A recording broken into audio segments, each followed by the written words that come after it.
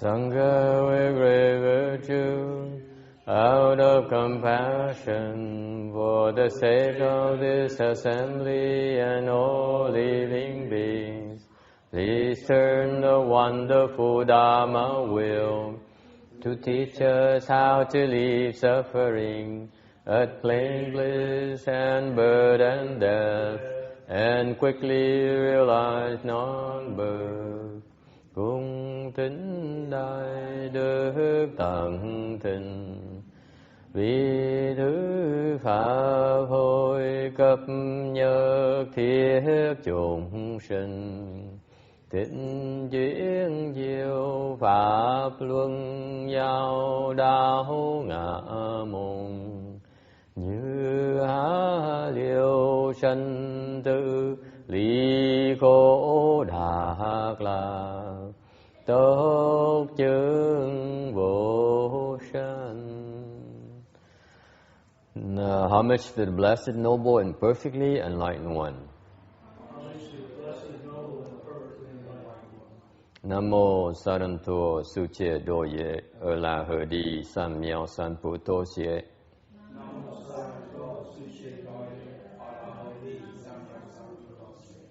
Nam mô Đắc Đắc Tha Tô Đà Đaya A La Ha Đề Tam Miệu Tam Bồ Đà Tọa.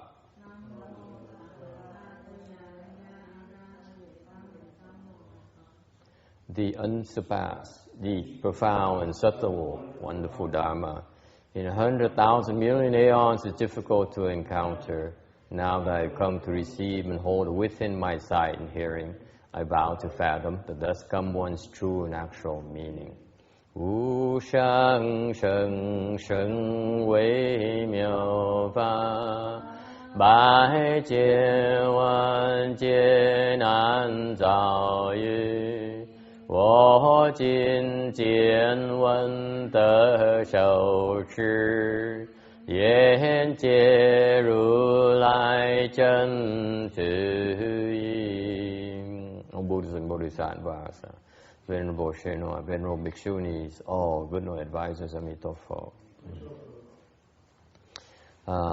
Kính thưa chư Phật Bồ Tát, kính thưa Hòa thượng Niết Hoa, quý sư cô và quý vị thiền tri thức A Di Đà Phật. 诸佛菩萨，师父上人，各位比丘尼，各位善知识，阿弥陀佛。Welcome. We are slide 197 on the Amitabha Sutra lecture. Ở cái số 197. I apologize for the technical difficulties. My computer crashed yesterday, right after the lecture. Ngày hôm qua giảng kinh xong một cái là cái máy điện não nó hư quá. So Danny spent last night fixing it, and today, this morning, fixing it, and he still hasn't done a good job yet. So it's still broken. Ông Danny, ông cả tối ông sửa từ ngày hôm qua đến bây giờ vẫn sửa chưa xong nữa, tội nghiệp. So he probably still needs to keep on working on it. That's why we don't have most of the programs back yet and most of the slides back.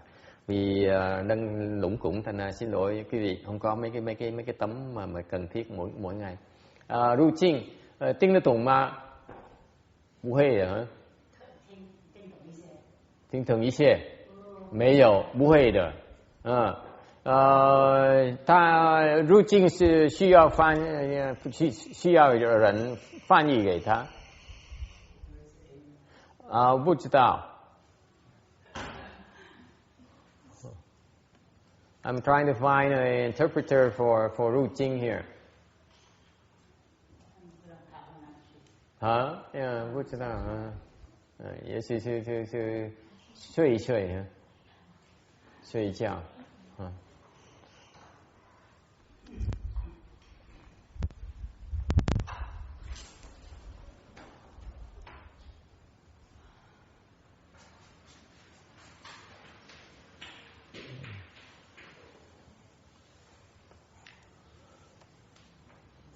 She's coming? Okay. Ta马上来。197. Utmost bliss. Chỉ lợi. Cực lạc. It has three meanings. Cái cực lạc á, nó có ba cái ý nghĩa. Có nghĩa là an dưỡng. It's called peaceful growth, or peaceful and blissful, hoặc là an lạc. And the third one you probably don't hear that often is clarity and peace. Cái tên của cái cõi này chắc cái thứ ba này chắc quý vị ít khi nghe tới. Tên gọi là thanh thái. Thanh có nghĩa là thanh tao, thái là thái bình. Thì nó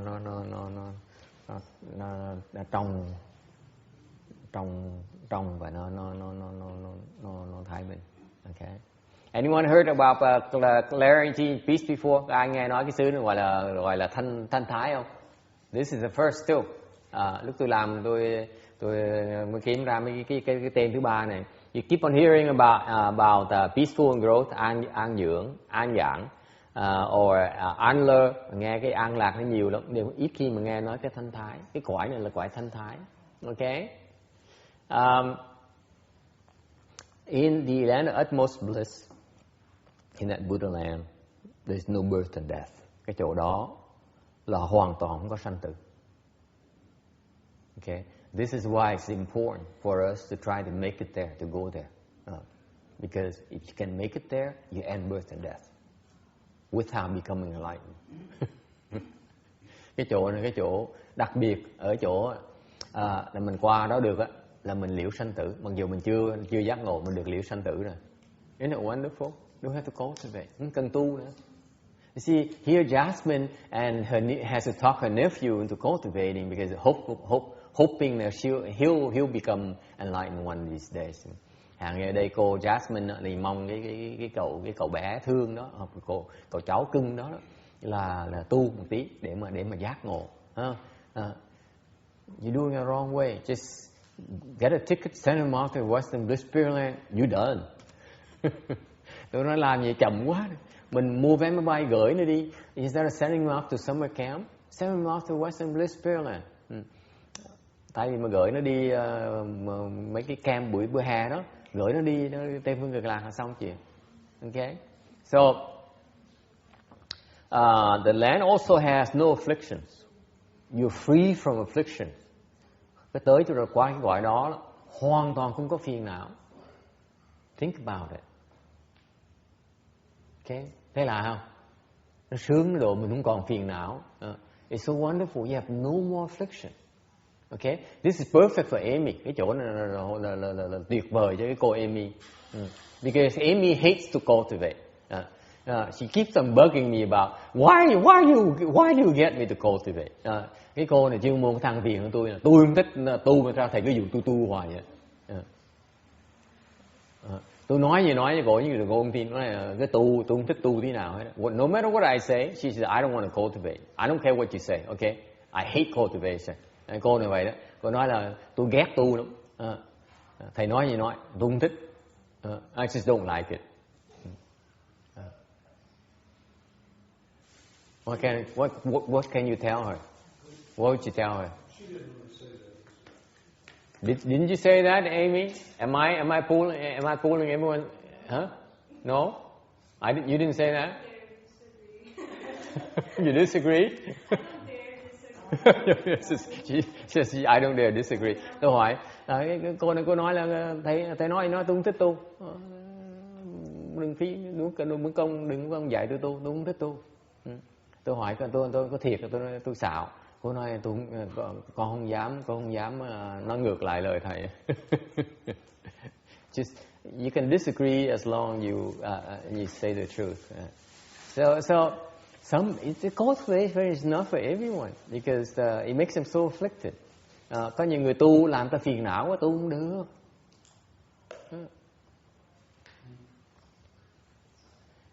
See, this is what stumps me. How can you tell what can you tell to people who says I don't care to cultivate? Quý vị nghĩ giúp tôi một tay được không?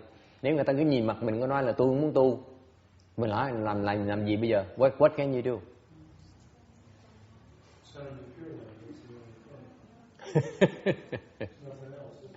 Nothing else you can do. Nothing else.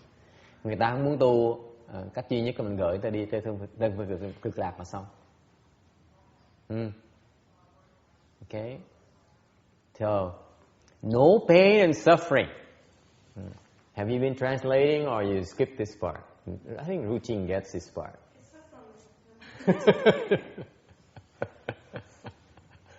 No pain and suffering. Không còn khổ sở nữa. Absolutely done. You're done with pain and suffering. Hoàn toàn không còn khổ sở nữa. No dangers. Không còn nguy hiểm nữa. How is that? Perfect. Chỗ gọi là lý tưởng, không thể tưởng được. What is left is you only have happiness and bliss. Chỉ còn khoái với lạc thôi. Okay? Yes. Fun? Ông hỏi cho rõ ràng, cho tường tận. Ông hỏi là chứ còn cái thích thú chỗ nào? Còn thích thú không? I don't know, I haven't been there yet. Tôi không biết trả lời sao. Tôi chưa tới sao tôi biết được. Anyone else knows? Ai biết không? Sư cô biết ở chỗ đó có gì vui không? Không phải tu. Ở trong Tây Phương Cực Lạc có gì vui? Ông hỏi, người ta hỏi vậy chứ. Thầy nói không có sinh, không có tử, không có phiền, không có não, không có thông, không có khổ, không có nguy, không có hiểm. Thì có gì vui ở trong không? Mà sao trả lời bây giờ? Hả? What do you call fun? Vui là cái gì? For routine is karaoke. Học trò tôi á, vui của bà là ca hát, sướng ca, right? Tuyệt. Karaoke. Later on, after lecture, karaoke. Buổi xưa. It's okay. You're going to live a little. It's kind of a combination. What is fun to you? Kind of a combination of pleasure and happiness. Ông nói cái vui á, cái thú vui ông á là một bên á là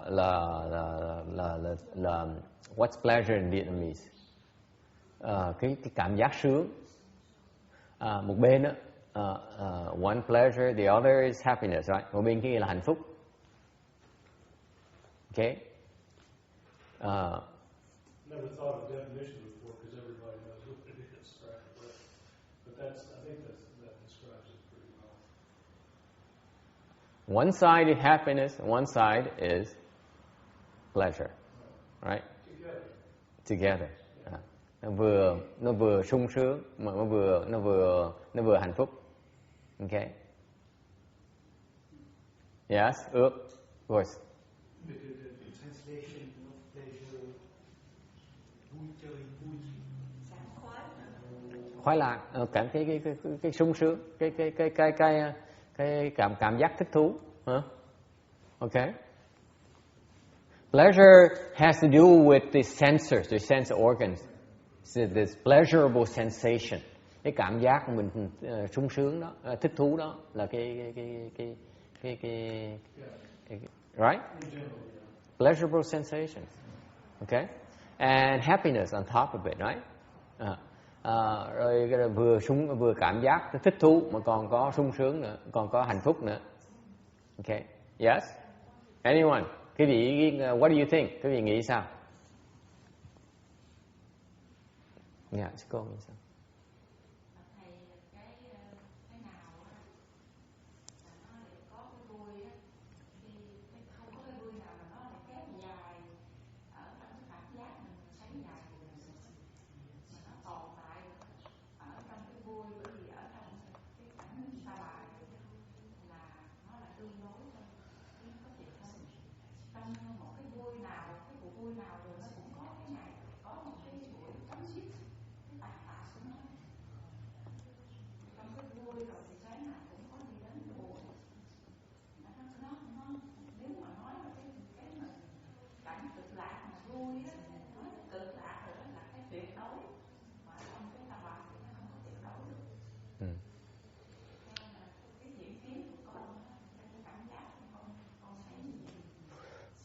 She says that the fun you call in the Saha world is dual. In the fun there's displeasure, there's unhappiness, there's lack of fun as well. Because fun is opposed to not having fun. If you don't have the not having fun, then you have a hard time experiencing fun. Agree? Whereas in the land of utmost bliss, the bliss there is absolute. There's no opposite. So the bliss and the fun, you can call it fun. Whatever you call fun here, over there is called bliss. So that's why they're slightly different animals. But over there, if you call the fun in the land of utmost bliss, it's probably more fun in the utmost bliss as compared to here. Cái mà sư cô nói đúng ở cái chỗ là cái cõi ta bà này á, trong cái vui đó nó có cái buồn trong á. Quý vị nghĩ cho coi, think about it. Ask your nephew. When he's having fun, it's because he still remember the moment before where he was not having fun. Fun is only as opposed to not having fun. So in the fun, there is not having fun. Just like Amy says, I don't want to cultivate. Actually, when she says that, actually she actually is aware. Her mind is on cultivation. That's why she said, this is cultivation. I get close enough to it, but I don't want to cultivate. Right? So I do enough so that I don't go overboard. That is cultivation right there. So anyway, the cái mà nó cái thế giới mình ta bà mình nó thế giới nhị nguyên. Trong cái vui nó có cái buồn, mình có cái vui được. Khi mà nói chuyện vui á là mình đối với cái vui với cái buồn mới có cái vui được. Chứ nếu mà cái vui mà một mình đó, nó không có ý nghĩa. Cái thế giới mình, chỗ mình ở phải có buồn mình mới có vui được. The fact of the matter is where we live right now. We cannot have fun unless we don't have fun. Agree with that? Có vị đồng ý chỗ đó không? Cái đó được Phật giáo gọi là nhị nguyên. Thế giới mình thế giới nhị nguyên. Hai cái nó phải cùng tồn tại với nhau. Mình mới thấy được cái đó. We always, in our world it's called duality in Buddhism. Buddhist term for that is duality, meaning that it does not exist by itself. It always exists as a pair. Phải một cặp. Vui với không vui nó phải có cùng một lúc với nhau. Mình mới thấy được. You cannot perceive it unless they exist in a pair, they come in a pair. Think about it. Cái này nghĩ chứ coi. Cái thế giới nhị nguyên này phải đi, nó phải có một cặp hết đó. Okay? This is why you see man and woman, husband and wife. Bởi vì quý vị thấy cái thế giới mình phải có hai người, vợ với chồng. Okay? Nam với nữ,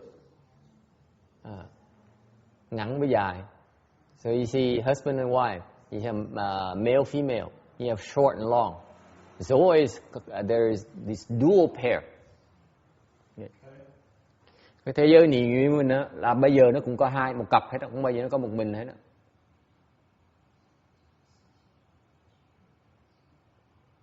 Ngược lại, cái mà trong Tây phương cực lạc, sư cô nói rất đúng, nó tuyệt đối, nó có một cái thôi, một cái là một cái lạc thôi, nó không còn cái khổ nữa. Whereas in the land of utmost bliss, you only have one absolute, meaning it's only pleasure, it's only bliss, it's only happiness, whatever you want to call it. Okay, we call it bliss. You might as well call it fun. You might as well call it as happiness. Doesn't matter. Okay. Gọi gì cũng được. Tạm gọi nó là cái lạc đi. Cái lạc đó có thể gọi nó là cái thú vui, có thể gọi nó là hạnh phúc, có thể gọi nó là sung sướng, gọi gì cũng được hết. Để nó tuyệt đối. Hoàn toàn không còn cái khổ nữa, chỉ còn một cái sướng thôi. There's a lack of, or there's an absence of unhappiness. Yes. So there's nothing to spur you on to make great effort in that land. So the progress must be very, very slow. Okay. Sao người ta ông nói như vậy thì mình không có sự không có lý do để mình tu, tại vì đâu có gì mà khổ đâu mình tu. Tại bởi vậy mình tiến bộ chậm. That is correct. Okay, that is correct. When you go to the land of utmost bliss, your progress will be a little bit slower than here. Cái đó hoàn toàn đúng. Cái lúc mà quý vị vào Tây phương cực lạc á, see that's what the trade-off you have. Tây phương cực lạc á, nó có cái sự đổi chác ở trong á. Tại bên kia nó an toàn, nó sung sướng. Thành lúc mình tu á, mình ít có cái sự lý do, ít có cái sự tinh tấn mà tu. Tại mình đâu có gấp gì đâu. Mình tà mình tu, mình sướng, đều tụi mới có lý do mà tu nhiều làm cái gì. Kẹt bên kia là nó chậm hơn bên này một tí. Okay? So that's what happened. This is like an anti-advertisement for Western Bliss Pureland. That's why it's not mentioned very often. Cái này là cái lý do này là vì vậy mà thành ra bên Tây phương bên Tịnh độ thắng nói về chuyện này. The Pureland Dharma door does not like to bring up the fact that when you make the Western Bliss Pureland, you trade security for a slower pace of progress. Sự thật á là bên cái Tây phương cực lạc á là mình đổi chác, có sự đổi chác.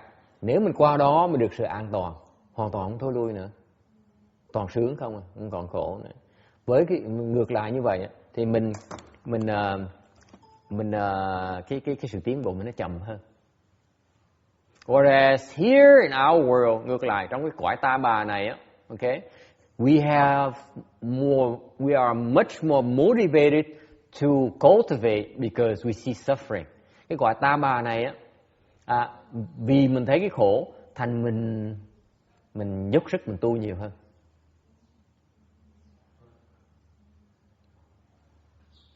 Yes. I just thought of the compensating factor, though, which is that the possibility of taking a detour for a couple of eons in hell is not there either. So that might slow you down a lot. If you're here, you're bound to go to hell sometime. Serious. Good point. Very good. You're beginning to understand. Excellent. So the comment you're saying is, let me restate it for everyone's sake. Okay, that is, the real danger where we are right now of falling, because if you take a fall, it's a pretty bad news. Okay, you don't want to fall. Cái nguy hiểm ở cái chỗ cõi này ông nói ra là mình cái cõi này nguy hiểm nhất của cõi này là mình đọa tam ác thú, tam ác đồ. Mà đọa một cái là phiền phức không thể tưởng được, khó mà thoát lắm. Thành ra cái nguy hiểm với cõi ta bà chỗ đó là khi mình tới đây mình tu lẹ hơn, mình rớt cũng dễ hơn. So that's the danger you take for rapid progress. Then you can also more easily fall as well. Okay. So what to do? Mình làm sao bây giờ? What to do? Should we stay here and cultivate? Mình nên ở lại đây mà tu hay là mình nên đi theo phương ngược lại? Should we stay here to cultivate or should we go to Western Bliss Pureland? Who wants to stay here and cultivate? Các ai muốn lại đây? Now you know. Who wants to stay here and cultivate?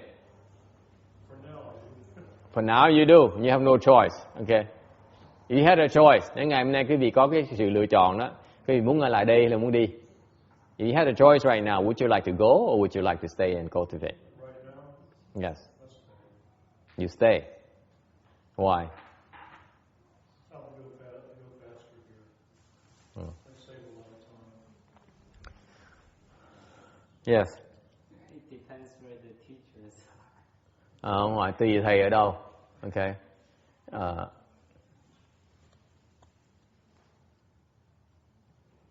Wrong. You should go right away. Don't stay here. Nếu có được á, đi ngay, đừng có đợi. This is my advice to you.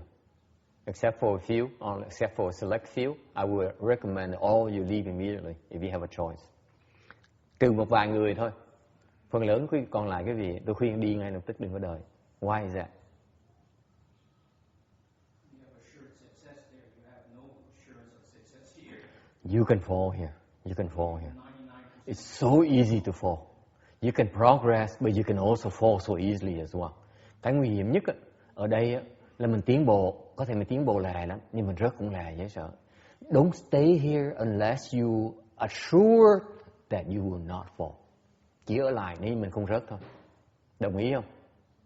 Agree with that? Don't stay unless you can be guaranteed you will not fall. Who can give you that guarantee? Ai cho vì cái bảo đảm đó được? No one. Không ai cho vì cái bảo đảm được hết. No one. So that's why you should leave. The first chance you have. Okay? We agree on that. Quý vị đồng ý cho đó không? Nếu người ta không cho được những cái bảo đảm, không đọa, mình nên đi. What about those select few that I say that they can stay? Những người đặc biệt mà có thể ở lại đây là ai? They will not fall. No matter what. Họ không bao giờ đọa hết á. Hả? He says, the great Bodhisattvas, who will not fall, Diện Huệ Pháp Sư? Okay, no more one yin today. Ai không rớt sư cô? Không, sư cô sao không vậy? Ai là người không rớt?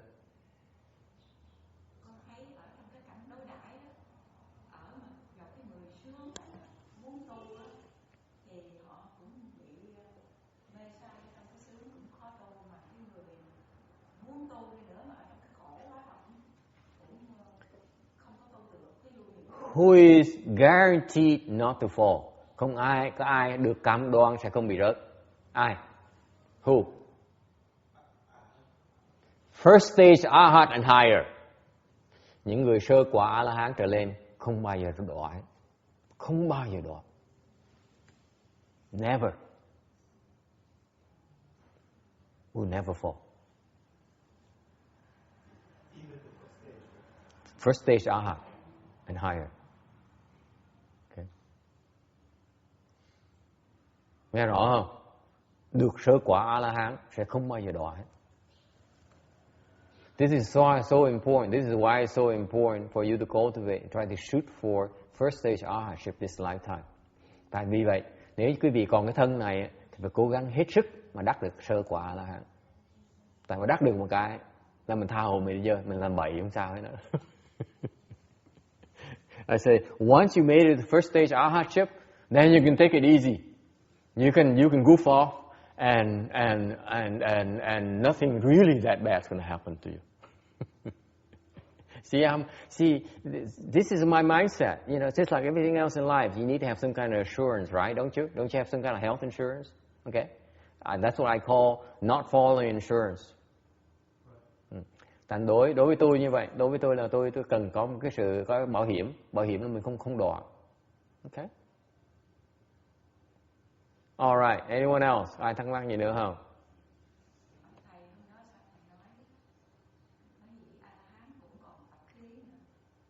He said, "Why did I say that the arhats still have some residual habit energies?" Còn chứ, còn đâu có nghĩa là đọa đâu. They may have it, but it will not fall. Yes. So if they are not falling, then they will be at least human or in the heavens, because they still are in the circle. Hỏi là như vậy là mình phải còn trong cái loài người là mấy. What's so great about being human? Is that your wife or your children? Or? I don't get it. Well, but they still in the cycle of Reincarnation? Ông hỏi là vẫn còn trong cõi người hay là sao? Tôi hỏi ngược lại vậy, sao ông không mê cõi người dữ vậy? Tại vì vợ hay là con hay gì vậy? Is it a husband? Huh? And why are you so attached to the human realm?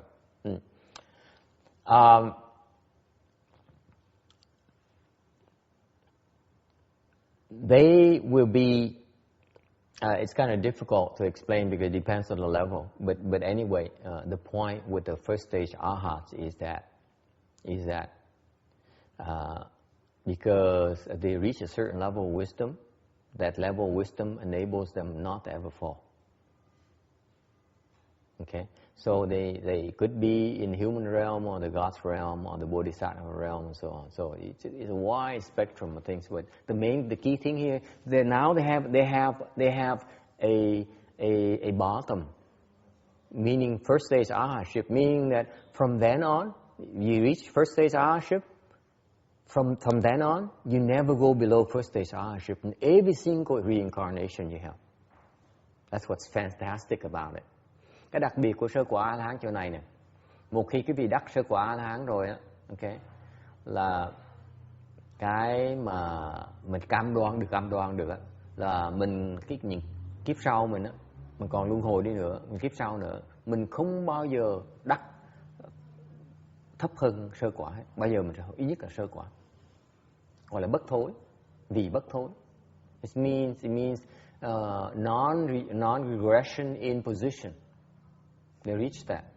So in the animal realm, they don't have so they got the minimum that they come back if they have to be recycling No, don't go there because I can't answer that because I don't know. I've never been. I don't remember how it's like to be in animal realm when you're an arhat, so I don't know how to answer you. But the Bodhisattva, you will find Bodhisattvas in the animal realm. Okay, so that's why you don't want to go there. Just for now, to keep it simple, you will not fall regardless of what you do. I mean, in future lives, you will at least be first stage arhatship. Cái đặc biệt sơ quả A La Hán là vậy đó, là cái từ rày về sau mình không bao giờ thấp hơn sơ quả hết. But until you reach first stage arhatship,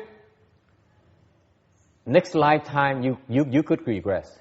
Trước khi mà quý vị đắc được sơ quả A La Hán á, kiếp sau mình có thể mình thụt lùi. Ok? Hả?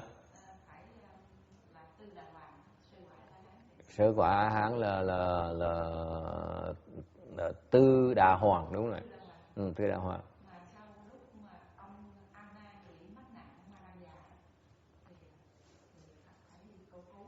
Okay, so she asked, good question. Câu hỏi rất tốt. So she asked, so this is the first stage arhatship. Then how come Ananda reached first stage arhatship? He got into trouble with Matangi's daughter, and the Buddha has to come and rescue him. I don't know. Tôi đâu biết đâu. I have no first stage arhat. Why do you ask me? Tôi đâu phải sơ quả, câu hỏi đi, tội nghiệp tôi.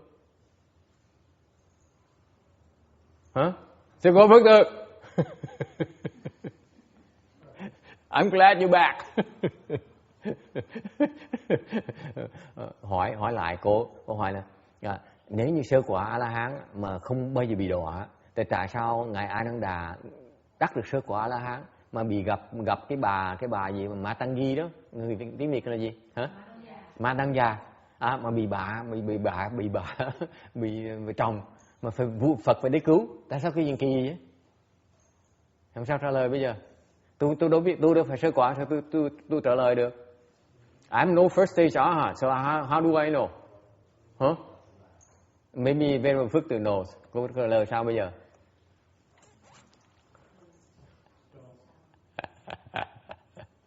Huh?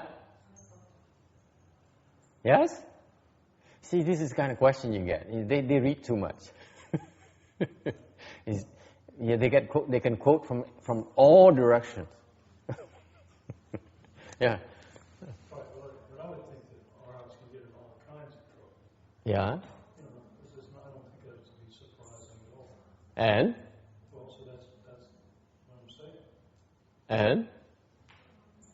Well, she was asking how could it happen? Well, it can happen. Okay. Trả lời sao đây cô? Trả lời sao đây?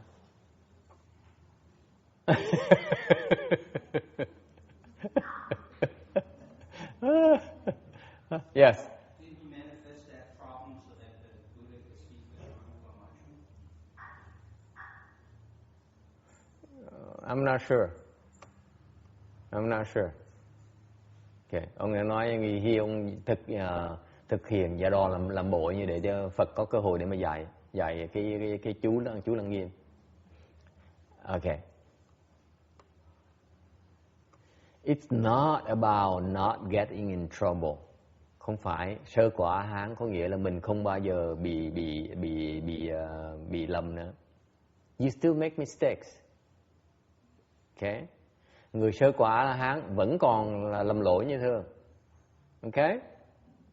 But regardless, they can make a lot of mistakes, but they will not make the kind of mistakes to make them fall. Họ có thể lầm lỗi, nhưng để họ không có làm cái lỗi gì để mà họ có thể đọa thế. Nó khác nhé.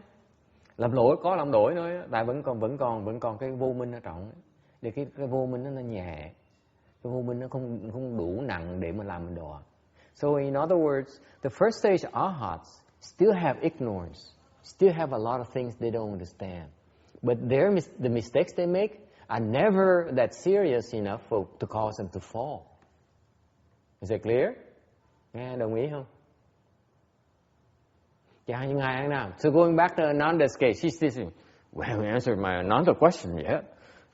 Cô ngồi suy nghĩ, thầy vẫn con không trả lời cái ông Ananda cho tôi. Trả lời cho cô biết. Okay. Cái ông Ananda, lúc ngài Ananda mà còn sơ quả là vẫn còn cái tình dâm dục, cái tính dâm dục vẫn còn. Let me put it bluntly this way. When Ananda reached first stage arhatship, he has not yet ended sexual desire yet. Therefore, he still likes women. Is it clear enough? Text? You buy that? Còn nhân nhục có nghĩa là thấy con gái vẫn thích như thường. Ok? Vì vậy mới bị cái cô ma nữ bắt chồng bà. This is why he would got into trouble with Matangi's daughter.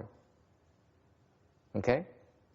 But this is the second part about the first stage arhat that we don't have. Đây cái phần thứ nhì mà người sơ quả A-la-hán có, mình không có. Họ có phước mà mình không có. Thành lúc mà họ sắp bị mà đọa tới nơi rồi là Phật tới cứu. Thành Phật không cho phép họ làm bậy. Dễ sợ không? See, in Ananda's case, this is fascinating. It's a beautiful point to illustrate that people don't pay attention to. Because Ananda being in the first stage arhat, therefore, he has a first stage arhat's blessings. So when the nature of his blessing is that when he's at the point where he loses control, he gets rescued. That's his blessings. That's why he will not fall. Tại vì có cái phước đó, thành không bị đọa. Think about it, folks. This is very important. You have to think about this point very, very carefully. Khi việc nghĩ cái điểm là rất quan trọng, nghe chưa? Okay? It's the blessings that prevent you from falling. Cái phước nó làm mình không đọa. Chứ đừng nghĩ cái huệ mình không làm mình đọa. Do not think it's your wisdom that prevents you from falling. Okay? It's your blessings. Cái phước mình nó nhiều quá, mình đọa không được. Hay không? Yes. Because the Anand and her is 500 life in a couple, so they still have a very heaviest qi, you know. Yes. Exactly. That's exactly the point. So because of that qi, okay, he's helpless. Okay, a typical person like us, we have those qi. We get in the situation, we fall. Okay? But Ananda is different because he has the blessings of first stage arhat, therefore the Buddha has to rescue him. That's a beautiful thing about cultivation. That's what people don't understand. They seem to say, oh, I cultivate arhatship and so on, but they forget that it's the blessing side that really can give us part of protection as well. Wisdom alone is not enough. Nhớ kỹ chừng này. Cái tu hành, quý vị thường ta nói tu hành ta chú trọng về cái phát huệ chứ gì, để mà khỏi đọa gì chưa đủ, phải có cái phước để nó giúp mình thoát nạn nữa. Okay? Yes. So how do we get the arhat blessing? How do you get the arhat blessing? Beats me. Do we need to be also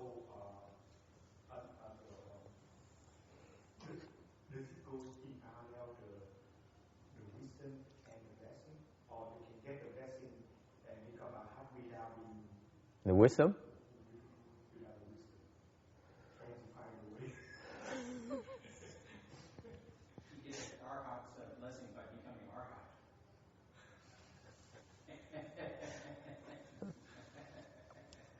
Này bây giờ ông mới hỏi là bây giờ như vậy cái quan trọng đối với ông ước bây giờ chỉ muốn làm sao thành bây giờ được sơ quả A-la-hán đúng không? How you become sơ quả A-la-hán? That's the most important thing, right?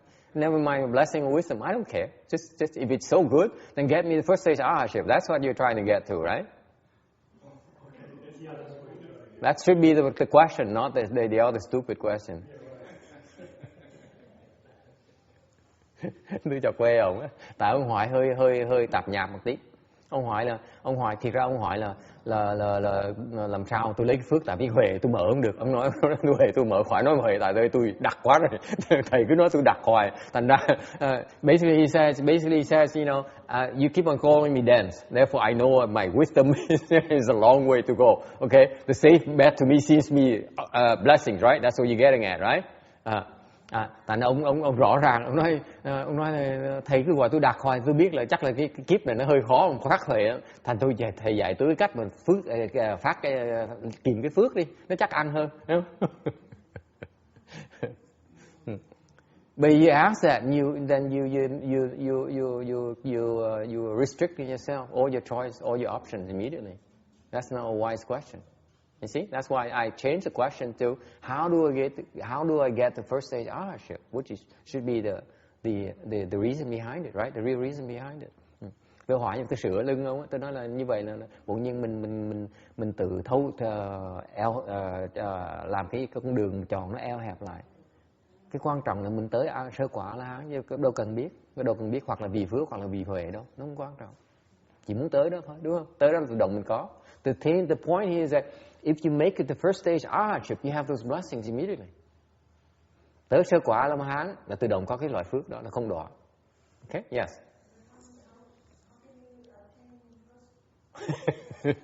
Kim says, see, Kim hasn't asked me any question for like the last 6 months or so. Yeah, of course. Cái cô này là tới 6 tháng rồi. Bây giờ cô đừng không hỏi gì hết, đi ngồi nghe thôi. Bây giờ hỏi lên hỏi cho ông ước, nói đính chính cho rõ ràng như vậy. How do you get the first stage arhatship? Để tới sơ quả là hả? Okay. Beats me. Tôi không biết nữa.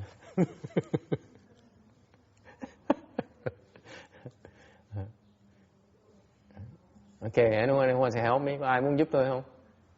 Sư cô giúp tôi một tí đi. Sao tới sơ quả là hả bây giờ? I keep asking one, then she looks at the other one. Yes. How would you get the first stage? I tell you one Dharma door. Tôi chỉ một cái pháp này. Okay? Muốn học cái pháp không? Okay. I know one. Tôi có một cái pháp. I know at least two. Okay? Danny, what's one Dharma door to get the first stage arhatship? You know one. I know you know one.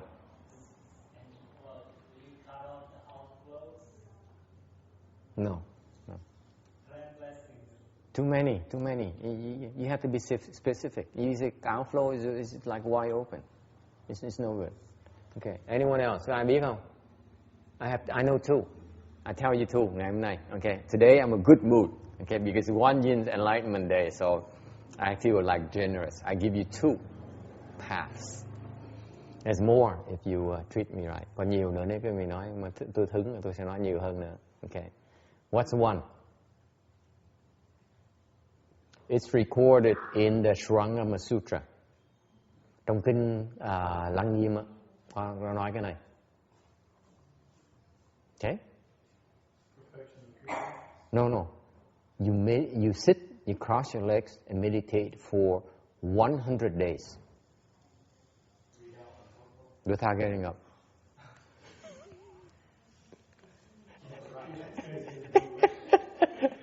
At the end of 100 days, you will become first stage arhatship.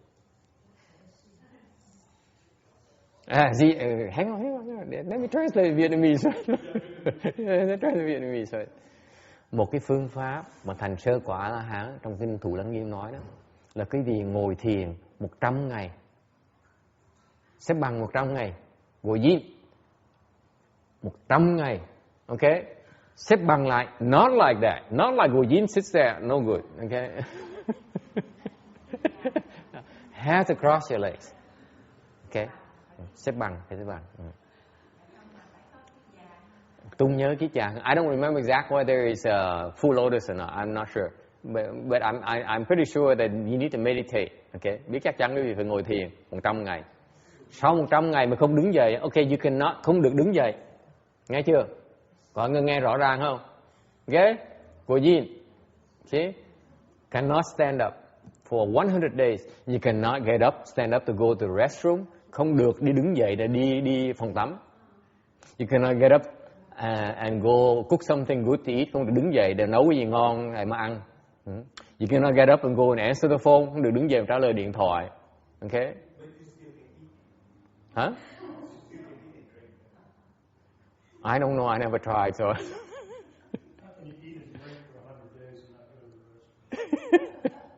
Ông hỏi Ông hỏi là có ăn uống, tôi đâu có biết đâu. Ông nghiêm trả lời, nói là tôi giờ làm cái nào pháp môn này nó khó, tôi bây giờ làm dám làm như thế. I tell you the truth, I never dare cultivate this. I knew about this Dharma door like when I first started reading Master Shen Hua's books. I said, this is it. I finally know how to get there. But after I read the entire thing from the Amitabha Sutra, I did not get anything except for that small portion, how to become first stage arhatship. And after reading it, I said, that's the biggest problem. What if you need to go to the restroom? I don't know about you, I do need to go to the restroom.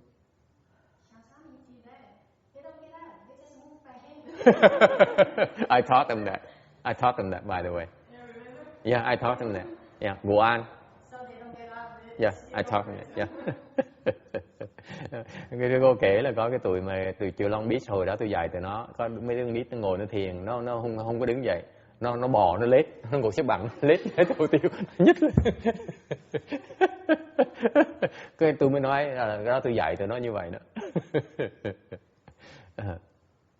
Okay, so I decided not to cultivate because I couldn't. I had to get up for 100. I not eat for 100 days is not a big deal, but getting up to the restroom, not going to the restroom, big problem. Mình không ăn được, không uống được 100 ngày mà không đi cầu tiêu nó hơi khó khăn. I don't know about you, but if you stop drinking, you still have to go to the restroom for next like 24 to 72 hours. Quý vị biết không? Mình không uống nước nữa nha. Mà sau khoảng 24 tiếng đến 72 tiếng đồng hồ sau mình phải cần đi cầu tiêu như thường. Biết chuyện đó không? Không dễ đâu nha. Okay. Is that good enough? See, I give away for the freebies. I give you không trả tiền, thầy chỉ mấy cái pháp nó dễ lắm. When you don't pay for it, I give them. What's another one? Có phương pháp khác nữa. This one here, you can go to the restroom. Okay, chỗ này quý vị có thể đi cầu tiêu được. Okay, would you like to hear it? Muốn biết không? Yeah. Okay. It's called the Buddha walking recitation. Heard of that before?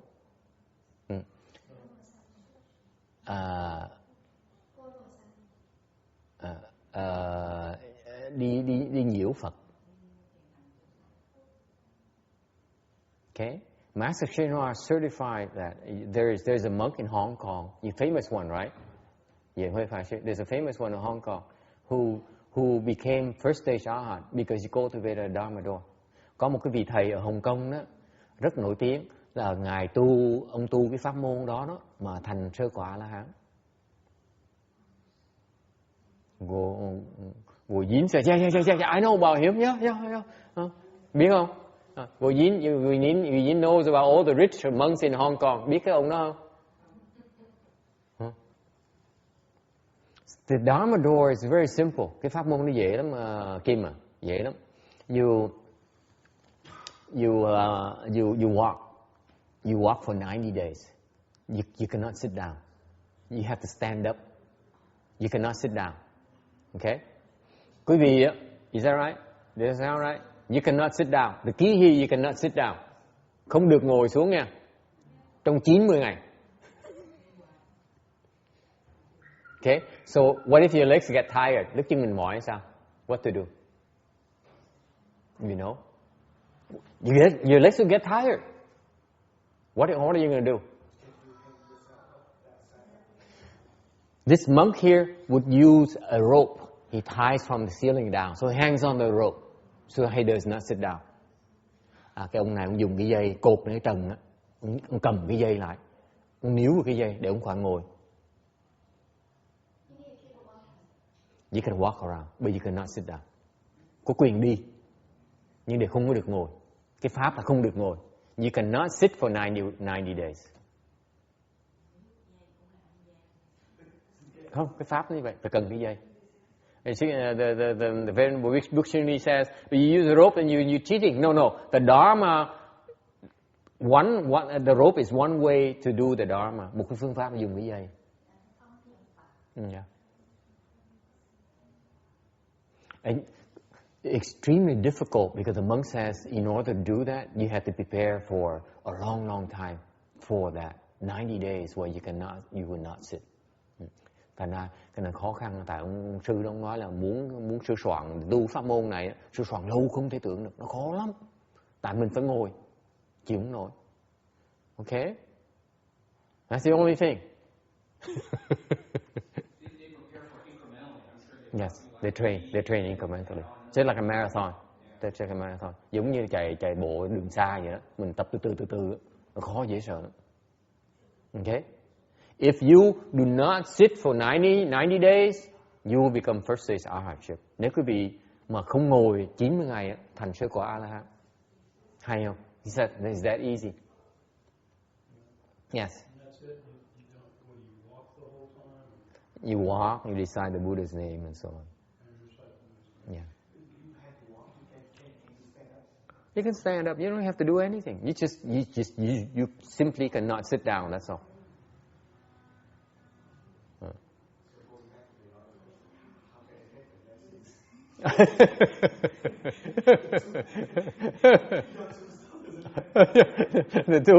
The two paths are no good. Trở lại câu hỏi như thường, xong rồi cái cách nào mà dùng phước thành sơ quả A La Hán.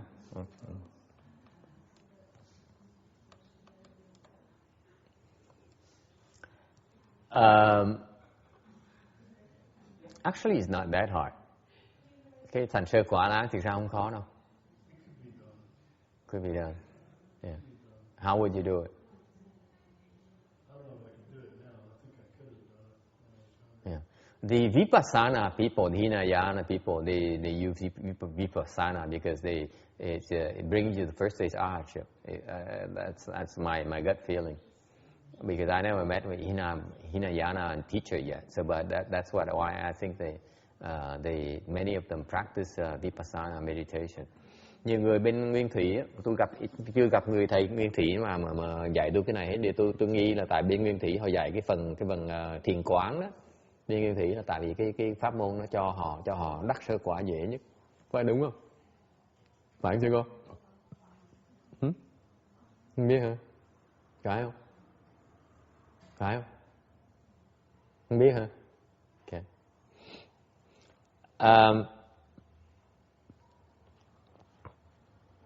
Okay, so you do the Vipassana meditation is the third option that will bring you to that first stage arhatship. Tới đắc tới cái đó thì được. Thì được. I will tell you this. Okay, tôi khuyên quý vị cái này. Ước question is pretty good. Okay, câu hỏi ước rất là đúng. Okay. You have to plant blessings.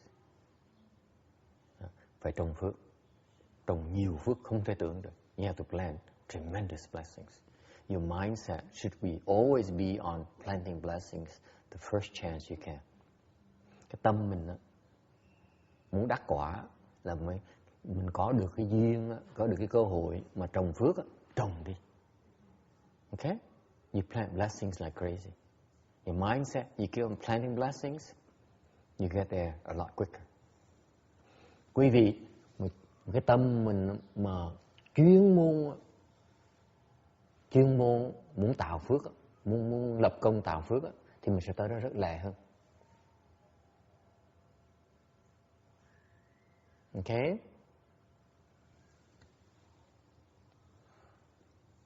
That's all I know. The rest you have to pay for. Cái phần còn lại phải trả tiền. Okay, just like those internet website, you know, there's some freebies and there's some premium membership. Giống như trên internet vậy đó, là đọc mấy phần trước rồi nó miễn phí, phần sau mà nó chi tiết hơn thì phải trả tiền mới đọc được. Okay. Yes, question.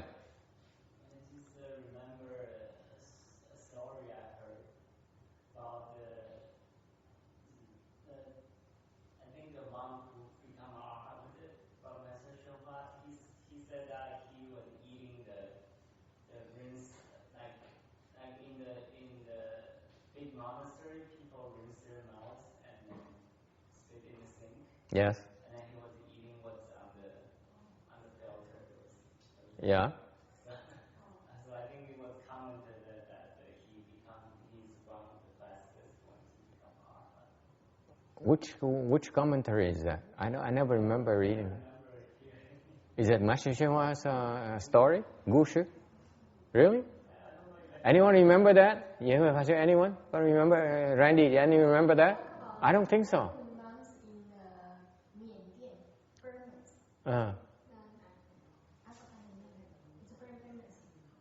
So that's that story, that particular person? Okay.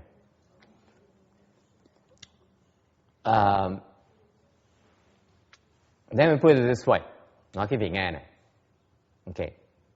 Today, as I said, today I'm a good mood. So ngày hôm nay tôi vui tính. Especially since I have a good response from one yin, I can brag about the rest of my life.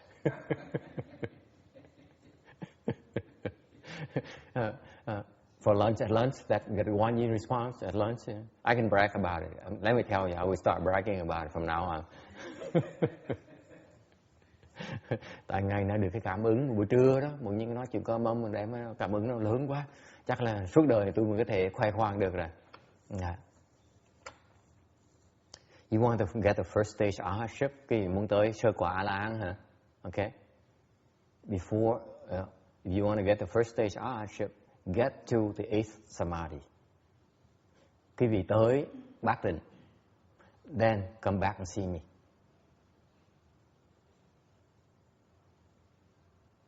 Okay?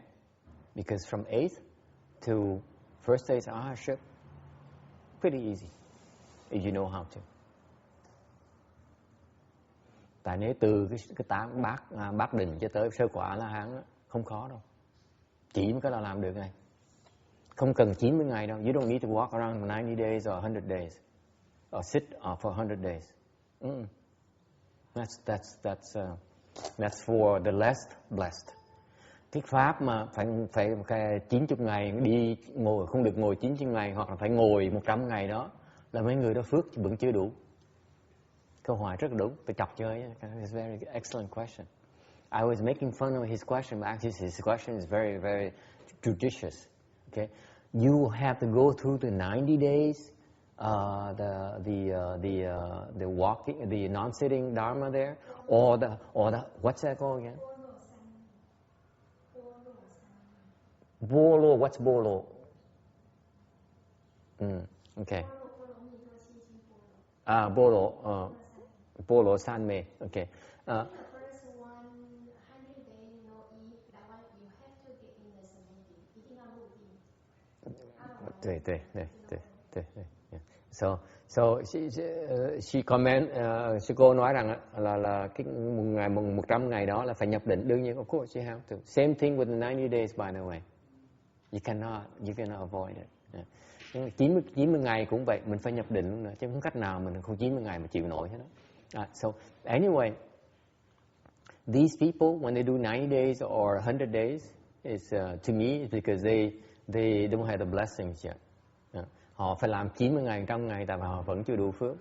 If you have a lot of blessings, you'll be taught a much more efficient way to get there. 90 days or 100 days is not efficient. Cái 100 ngày đó với 90 ngày là hai pháp đó thì đối với tôi á, nó chưa phải là tốt nhất. Okay? Look around you. For the last few years, many people in our assembly have reached 8th level samadhi already. Many of you have reached 6, 7, and so on already. Okay? That's how fast.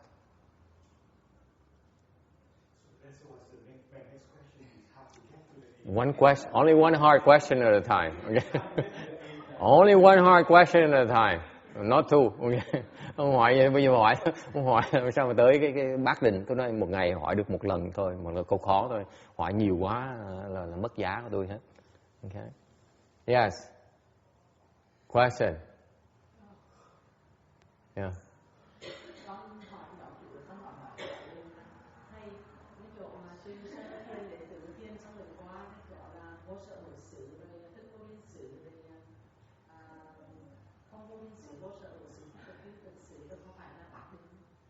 Thì phi tưởng sự là bạc định. Là thất định. Là thất định. Vô biến sự là ngũ định. Sao đi ngang qua đó hả? Mỗi người khác, không thể nói, không có mà riêng. Cái người thiền trí thức á, ta nhìn từ căn cơ mọi người ta nói mình đi đó, người này đường khác, người kia đi đường khác. Không thể nào nói. Bởi vì cái pháp khi ta nói cái pháp mà 90 ngày, 100 ngày đó là ai phải làm như vậy đó, chứ phải là tốt nhất. Có hiểu không? Mình đâu có làm được đâu, mình đâu có ngồi được đâu. Thành đổi tôi vẫn chứ phải là tốt nhất. Cái pháp tốt nhất là pháp mới kết hợp với căn cơ của mình đó. Mình có phước sẽ được gặp với pháp nữa. Hiểu không? Thành tùy mỗi người á. Có đứa học trò tôi á, tôi cho dẫn tới bạc định một cái nào biết không? Bắt nhìn đói. Bắt hằng bớt mập. Từ đầu chiều cuối tới bắt hằng mày bớt cho tao 10 pound. 3 tháng sau mày bớt tao thêm 10 pound, bớt thêm 5 pound, bớt 10 pound, được đắc được bạc định. Một pháp thôi. Mày chỉ bớt kỹ cho tao. So the question she has is, what is, how do I, Ước says, why didn't he tell me? No, you're not fat yet.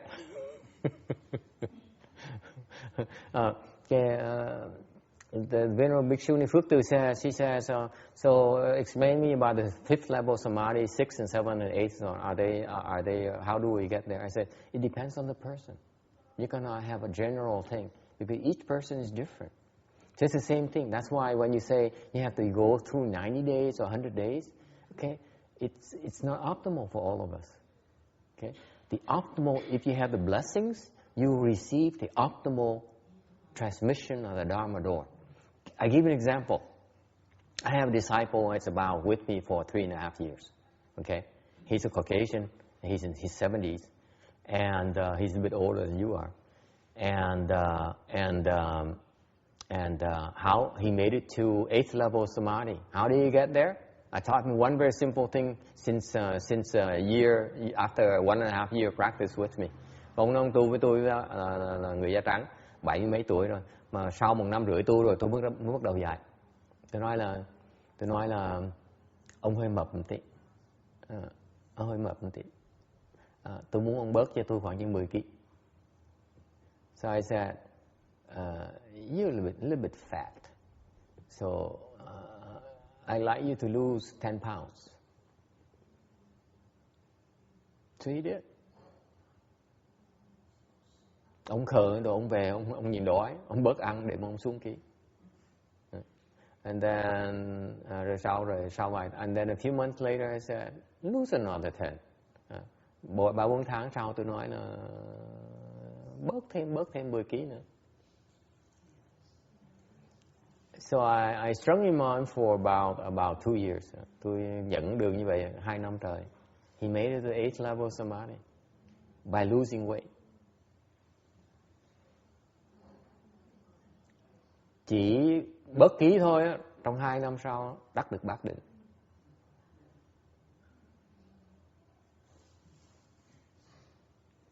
Về mà biết how is it possible? Tại sao không được? I asked back, why not?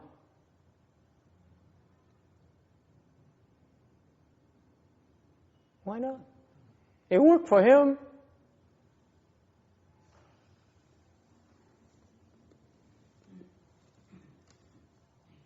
Yeah. I'm changing a little bit of the subject. So when does your wisdom correspond to the level of your samadhi, or is it sort of the wisdom? Yeah. Kind of in the different scale? Yeah, it's a little bit off, but usually you have a base. You have a base. The samadhi and wisdom are at the same level. But then as you cultivate, you have imbalances again. But usually, yeah, each level has its own wisdom. The status quo is like that, but then it changes. Sometimes you fall, sometimes you increase. So it's not fixed. Hỏi là cái huệ với cái định nó có song có tương đương với nhau, nó có chứ. Nhưng điều nó là tạm thời thôi, từ từ nó sẽ đổi, hoặc nó tăng hoặc nó giảm. It's always in a flux. Either you increase or you fall. It's never the same. Very rarely is it the same. So for example, that man, now he's falling back to seventh because he doesn't know how to maintain it without me. Lý do cái đệ tử tôi mà nó rớt lại, bị nó rớt còn thất định là tại vì không có tôi nó giữ không được, nó không biết. Okay, anyone else? Cái này không để trong kinh đâu. Kinh mới nói bác định người ta lắc đầu. Ông khoác lác quá. Chỉ gọi là xuống ký thôi mà lên bác định nó kinh hoàng như vậy. Pháp môn nó hay đến độ như vậy. Đâu cần ngồi 100 ngày đâu. So I said, you don't even need to sit for 100 days. For most of us, it's impossible. Okay? Just lose weight. Try for a while.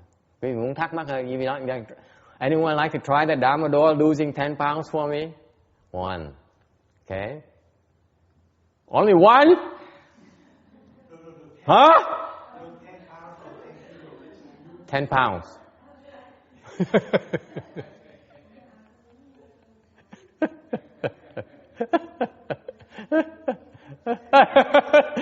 Ngồi gì? Two hands. Okay. Làm đi. Làm đi. Bớt chưa thôi.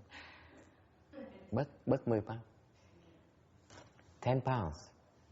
10 pounds. You don't cultivate. I'm not talking to you. 10 pounds. Okay, let me tell you, let me you know the secret. Nói cái vị cái bí mật này. Can anyone do it? Ai có thể làm được hay là không? What do you think? Huh? No. Okay. Làm không được đâu.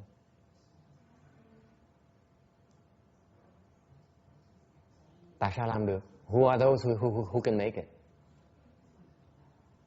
Now I transmit you the Dharma door, I tell you how you're going to do it. Okay? Okay? Those three. And the rest of you, I don't care. Okay. Kiếp? No?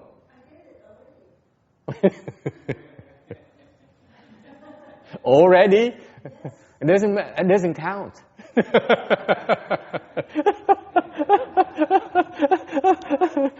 Bà nói Kim nói con là mất 10 pound rồi.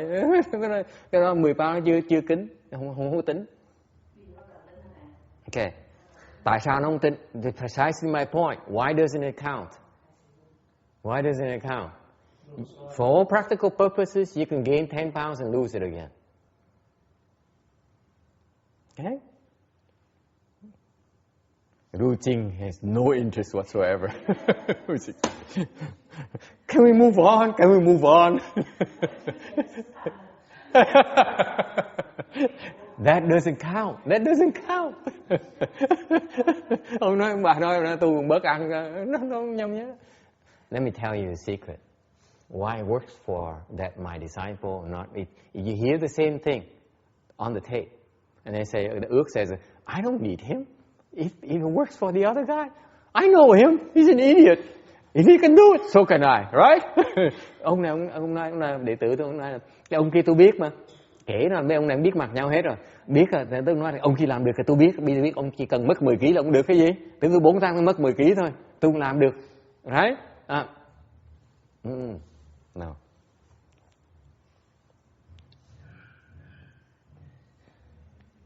Okay? So what's the secret? Number one, it has to be transmitted to you. Thứ nhất, phải được truyền. That's why I pick your face. I say, yeah, 1, 2, 3.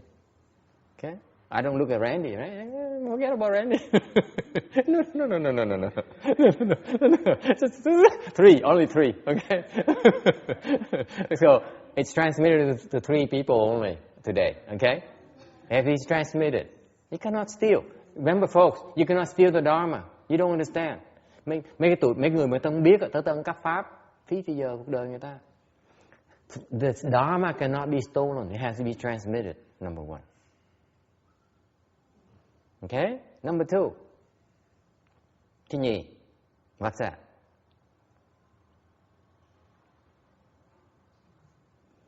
You have to have help.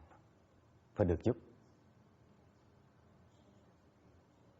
Remember what I said? When as soon as he dropped out, he fell back. Okay? So receiving help, he didn't even know. He thought, yeah, it's all me.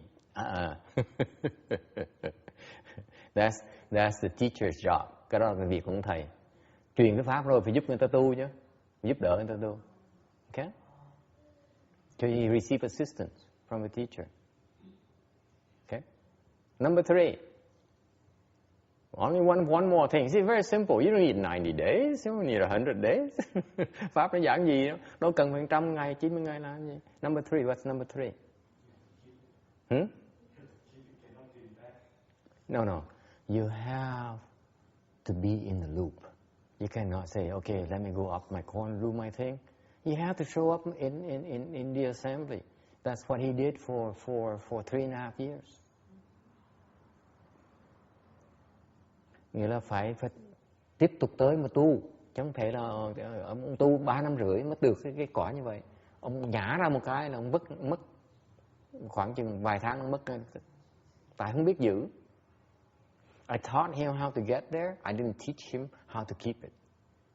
Tôi dạy á, là dạy để tới đó, chứ tôi không dạy để mà giữ.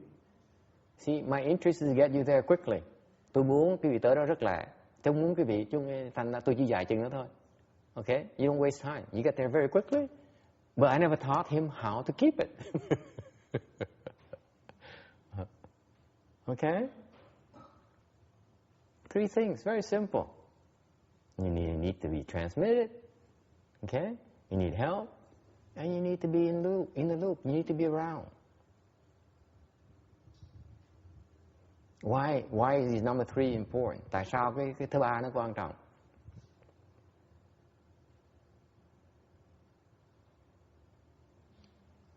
Yeah, can you drive on the road and keep going straight like this all the time?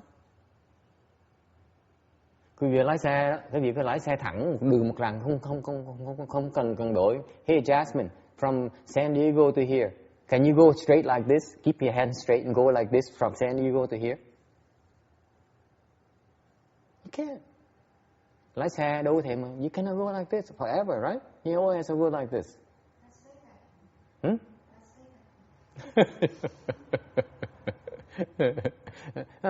Nhưng mà lái xe mình phải đổi hoi à, đúng không? Mình phải nhít cái hoi này. Thì cái tu phải vậy đó. This is bởi cái phần thứ 3 nó quan trọng đó. Phải tôi thấy mặt tôi mới sửa được. Chứ còn thì bị trốn đi là tôi sửa không được. Tôi thấy tuột tôi kéo lại, hiểu không?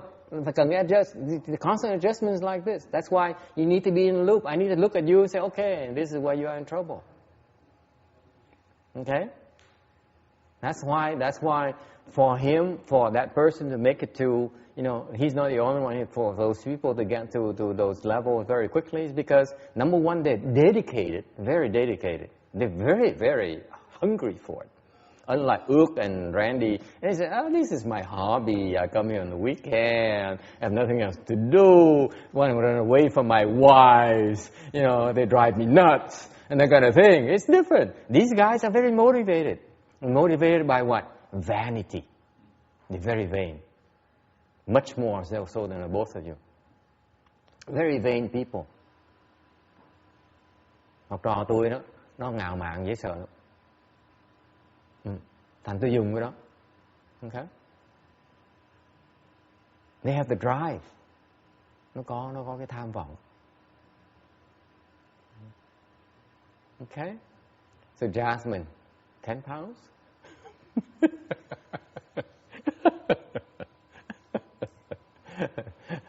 Okay, so anyone else who want to do the weight dharma, you can eat a lot first and come see me later. Người nào muốn tu cái pháp mình nhìn ăn đó, cứ ăn cho đã đi, xong tới gặp tôi sau. Yes?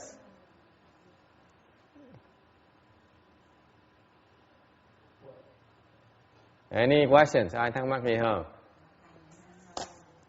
Nhận bao lâu hả? She said, how long do I have to do this?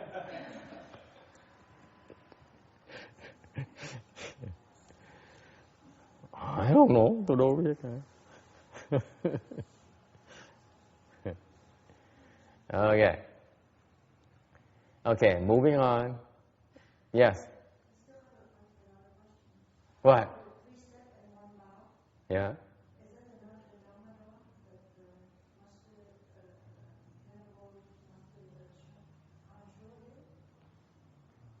Who told you?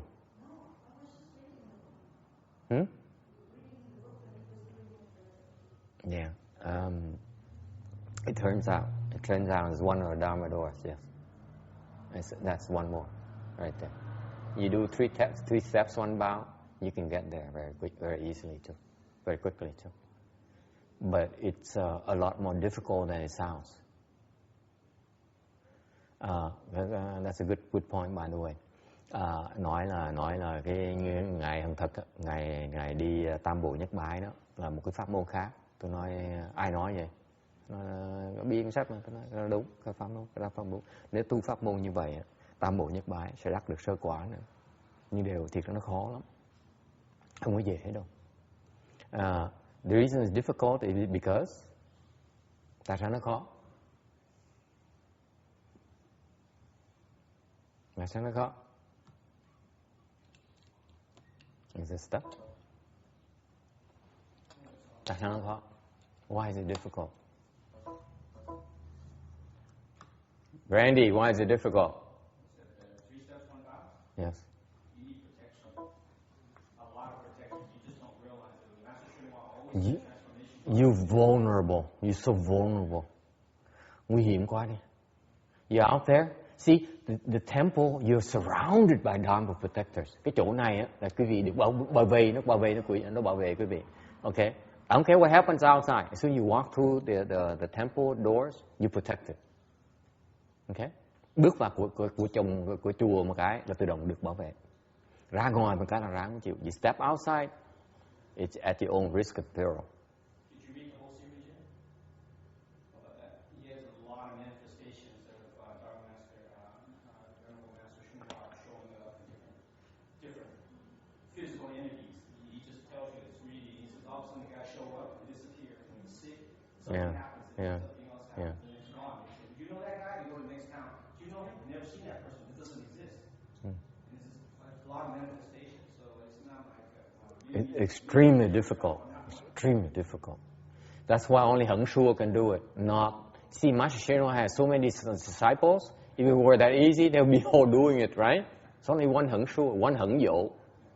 Okay, only 4 of them all together. Only 4 could do the 3 steps on bow. All Master Shenhua disciples, only 4. He has hundreds of thousands, right? Only 4 can do it. That's how difficult it is. Ngài Tiên Hóa có cả 100.000 đệ tử mà có được 4 người trong 100.000 đó làm được tam bộ nhất bái thôi.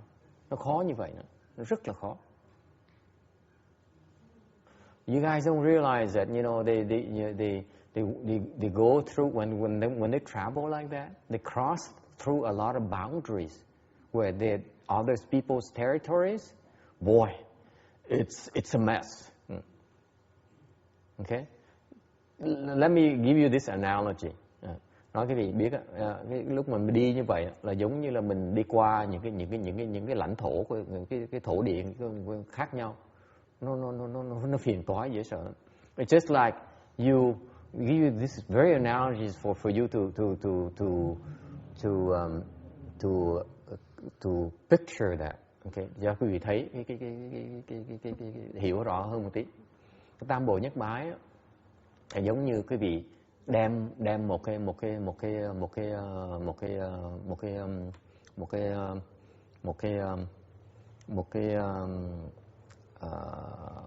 đoàn binh đi từ đây tới Trung Đông, là đi biết qua vì bao nhiêu cái đất nước, cái lãnh thổ này nọ đụng chạm sao tung ra hết.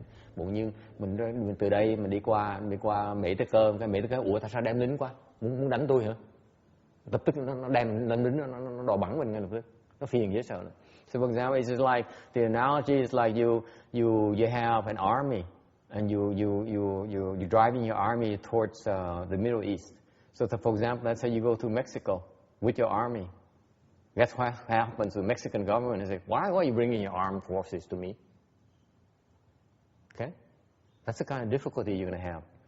You have to constantly deal with that type of problems. You're a threat to everywhere you go. Mình đi tới đâu là người ta khó chịu tới đấy. Nó phiền như vậy đó. And that's why Master Srinath always had to help them out. They could not have done it without Master Srinath's help. Đệ tử ông Tiêu Hóa không cách nào mà làm, không có ông Tiêu Hóa giúp làm không nổi đâu.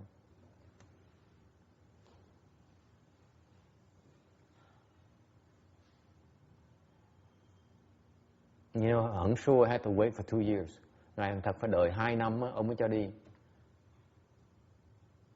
So they had to wait for Hận Sua to become more mature, and wait for Master Srinath has to wait for all the pathway has to clear up, have enough support for them to go through it. That's how difficult it is. Thành ra thầy Hận Thật phải đợi 2 năm mới được đi. Trong 2 năm đó thầy Hận Thật phải là có tiến bộ rất lớn, mở huệ ra nữa. Rồi trong 2 năm đó phải đợi cho con đường họ đi đó được dẹp trước nữa, sửa soạn trước để họ đi. Okay? Just like rebirth, I'll give you a small example, more closer to us. Như quý vị giống như vãng sanh vậy đó. For you to obtain rebirth, the road has to be paved for you. Giống như mình muốn vãng sanh cũng vậy đó. Mình phải soạn đường trước để vãng sanh, chứ đâu phải tự động cái vãng sanh ngay lập tức không? This is why our rebirth dharma, we use the rebirth flag dharma to pave the way for you. Okay? Thành ra cái pháp vãng sanh mình là mình soạn đường trước mà mình đi. Chưa có nha. Ngoài kia chưa có nha. The reason I'm bringing it up is I hope they would change it. Okay? Because it works for us. Nói ra để người ta biết, người ta mấy cái chỗ khác ta làm như vậy luôn. Tại vì mình nó có hiệu quả. Okay? All right. Any other questions? Ai thắc mắc gì nữa không? Okay. Going back to our slide number 1 of today. Em trở lại về cái tấm này. Final point.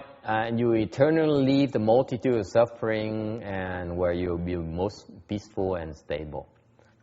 Cuối cùng cái chỗ Tây Phương Cực Lạc này là mình sẽ lìa tất cả những cái khổ não và mình tới một cái chỗ mà hoàn toàn an lạc và nó vững chắc, an thái. Okay, any questions?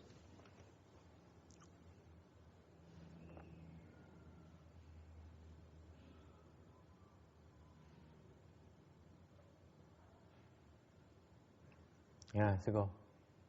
Ta văn gì không?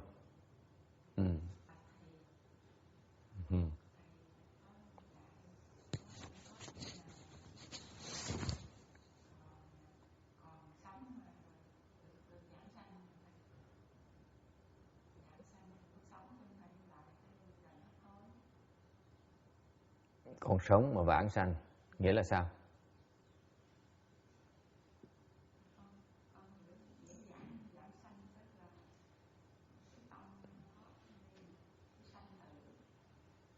Nhiều lắm. Nhiều lắm. Nhiều không thể tưởng được.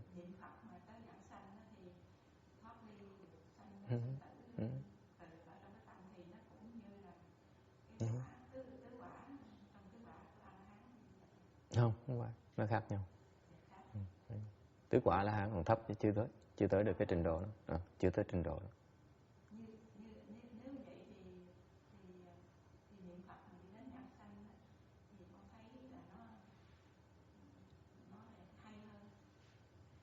Đương nhiên.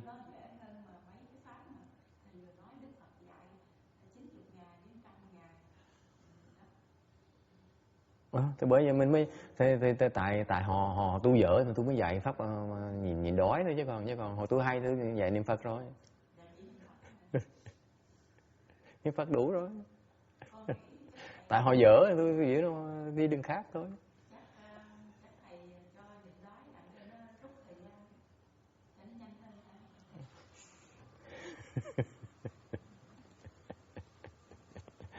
Okay, not translated because it's secret Dharma.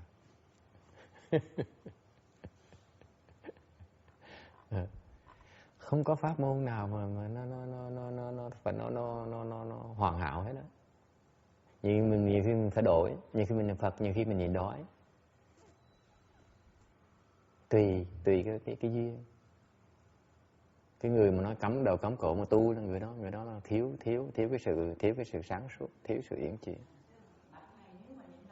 Tại vì chẳng hạn như khi sư cô muốn đi qua nước, nhiều khi mình đi xe lửa, nhiều khi mình đi máy bay, nhiều khi mình đi thuyền, đi tàu, mình thì đi thuyền, nhiều khi mình đi bộ, tùy chứ, đúng không?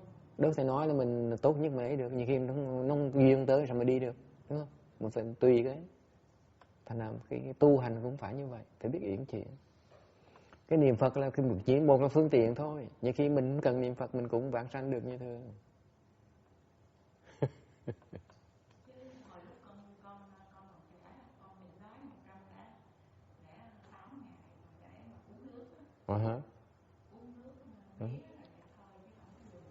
Thoát phải trật rồi.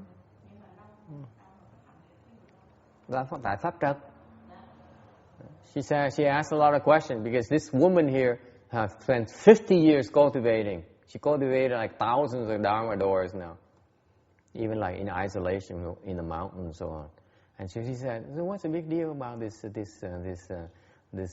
losing weight thing? I didn't eat for 108 days. I only drank what is that? Sugarcane juice." So I said, "That's a wrong Dharma. That's why you had no results." Tại sao nó không có hiệu quả? Tại sao không có hiệu quả? Hả? Why didn't it work? One, was not transmitted.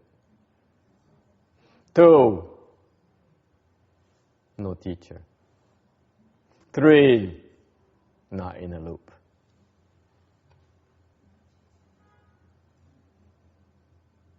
Là trật. Chưa được truyền pháp. Pháp đó không phải là pháp. Không phải pháp đó. Thứ nhì, không có thầy. Người thầy chưa biết. Thứ ba, không được giúp đỡ. Ráng chịu.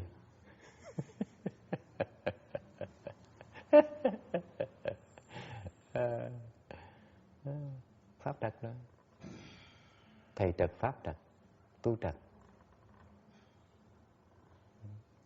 Uổng. Đọc sách không. Mấy người mà chỉ đường đó toàn mấy người đọc sách không làm xong rồi chỉ tầm bậy tầm bạ rồi mình làm theo mình. Người ta trật mình cũng trật luôn. Tôi xin lỗi tôi động chạm tiếng á. Rõ ràng như vậy đó. Đọc sách không biết cái gì hết. Không có cái pháp nào mà nhịn đói để mà uống nước mía đó.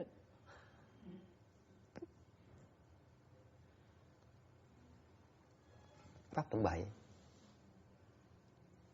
Pháp đại tầm bậy. I'm being very blunt. I said, I'm sorry to offend you, but you've been doing it wrong. As far as I'm concerned, that Dharma where you abstain from food so that you can drink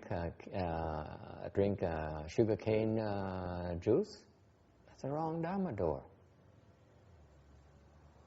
So what happens? They read, these people, they read a lot of books. They can't do it since they haven't accomplished anything and they have a lot of disciples. They have no choice to transmit those things they read from the books to their disciples. They don't know how to do it. Therefore, the disciples can't do it either. Cái khổ phiền toái vậy đó. Mình tu ra chỉ được cái gì hết á, mà kẹt quá phải nhận đệ tử. Mà đệ tử đòi mình dạy. Mà mình lỡ là nhận đệ tử rồi. Cái pháp mình tu chưa tới nơi tới chốn. Mình phải dạy nó sao bây giờ? Mình làm không được, biểu nó làm, nó cũng làm không được luôn nữa. Thầy làm không được, trò cũng làm không được luôn nữa. Đừng có biên xuống.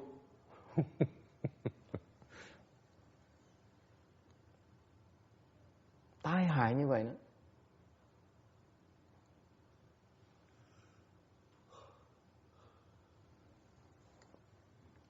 Okay, any other questions? Well, đổi ý rồi ha, thôi không. 90 ngày dễ hơn.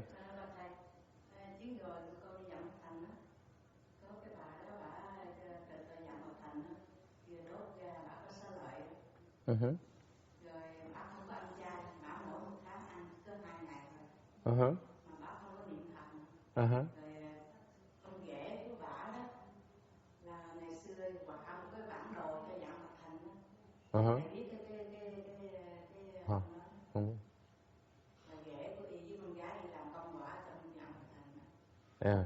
Rồi cái bà bệnh đó, bệnh rồi người ta kêu chắc 2 vợ chồng đó cũng làm công quả dữ lắm đó. Làm cái phước báo. Rồi sao? Cái đưa bà vô dạng Phật thành. Niệm rồi cái bà tịch rồi đó. Chụp ra đó là có 3 tam đế Phật đó. Trước mặt bà luôn.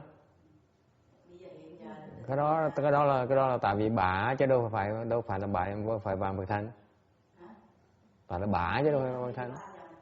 Cái đó không phải có việc vàng Phật thành, cái đó là việc của bả. Vàng Phật thành chỉ là cái phương tiện thôi.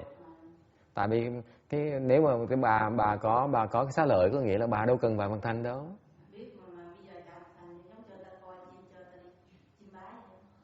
Chim bái làm cái gì? Tấm bậy. Đâu phải công của mình đâu mà lấy công làm cái gì?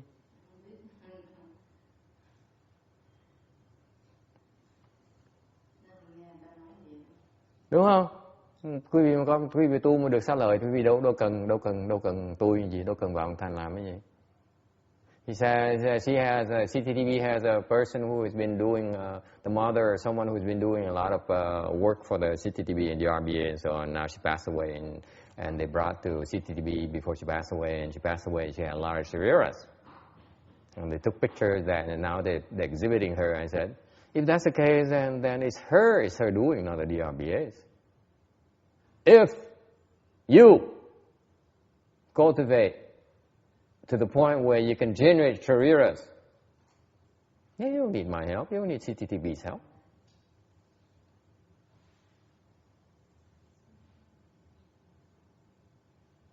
Okay? Cái đó là sức người ta, không phải sức ai.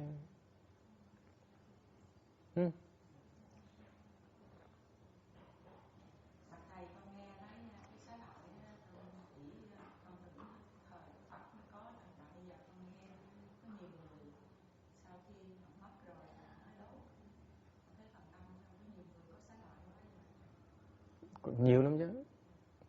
Có những người đốt mà cũng không có xá lợi nữa, mà trình độ còn cao hơn những người mà đốt mà có xá lợi nữa.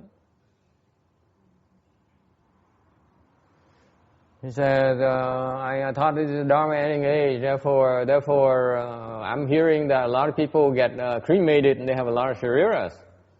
Many people. I say, yeah, that's true. But let me also tell you this. There's many more who died and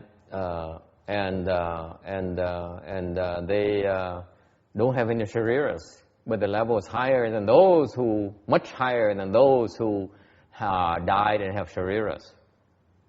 That too. Very often. Very many. Why? Tại sao? I don't know. You have to ask him. Why do you ask me? Well, the question becomes more and more stupid. Hỏi tại sao vậy thôi? Chắc ngày hỏi tầm bậy không? Why? You agree with the stupid question? Does it have any link to going to Pureland? If the bottom line is that when you have those, then you are going to Pureland, or is it independent?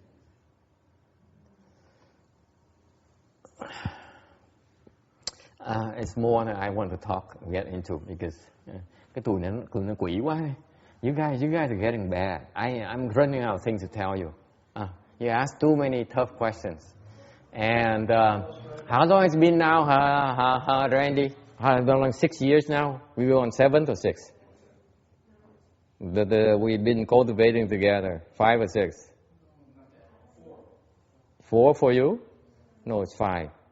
At least I think it's more like 6 now. 4 for you? It seemed like an eternity to me.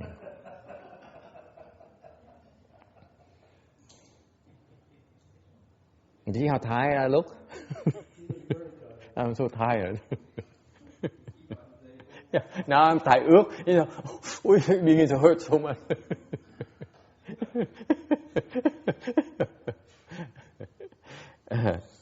Càng ngày nó hỏi càng khó trả lời. It gets harder and harder. You answer your questions. I don't know. I mean, I don't know. Okay.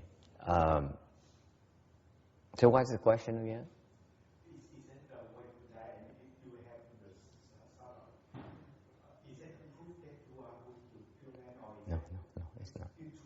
No, it's two different things. Yeah. For example, there are a lot of people. For example, there is a nun in Vietnamese temple. I think of at the in San Jose, which I went a couple of years ago. 2 năm trước tôi tới cái chùa Đức Viên đó. They're the biggest Vietnamese temple in San Jose. Chùa Đức Viên đó, sư bà đó có xá lợi. She has serious. Okay. Sư bà làm được đó. She has her teacher is still alive. Cái sư bà đó, sư phụ bà còn sống. Her teacher's level. Wait, I should not comment his level. Tôi không nên nói cái sư phụ bà. Tôi nói bà thôi. So she made it to second stage Arhat. Sư bà đắc được sự nhị quả A La Hán.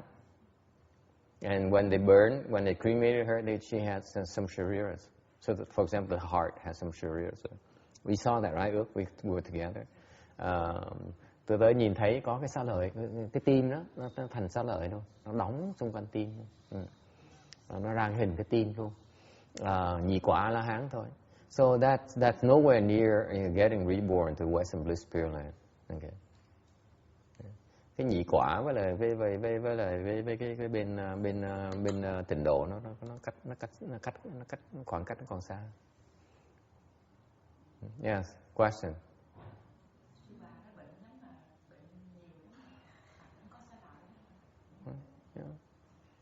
Yes, question.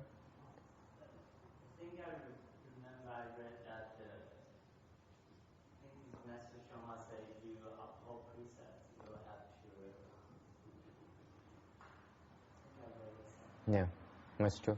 That's correct. Yeah. Ngài Tiên nói là Ngài Tiến Hóa nếu mà giữ giới cho thanh tịnh sẽ được xá lợi. That is true. Yes. Anyone else?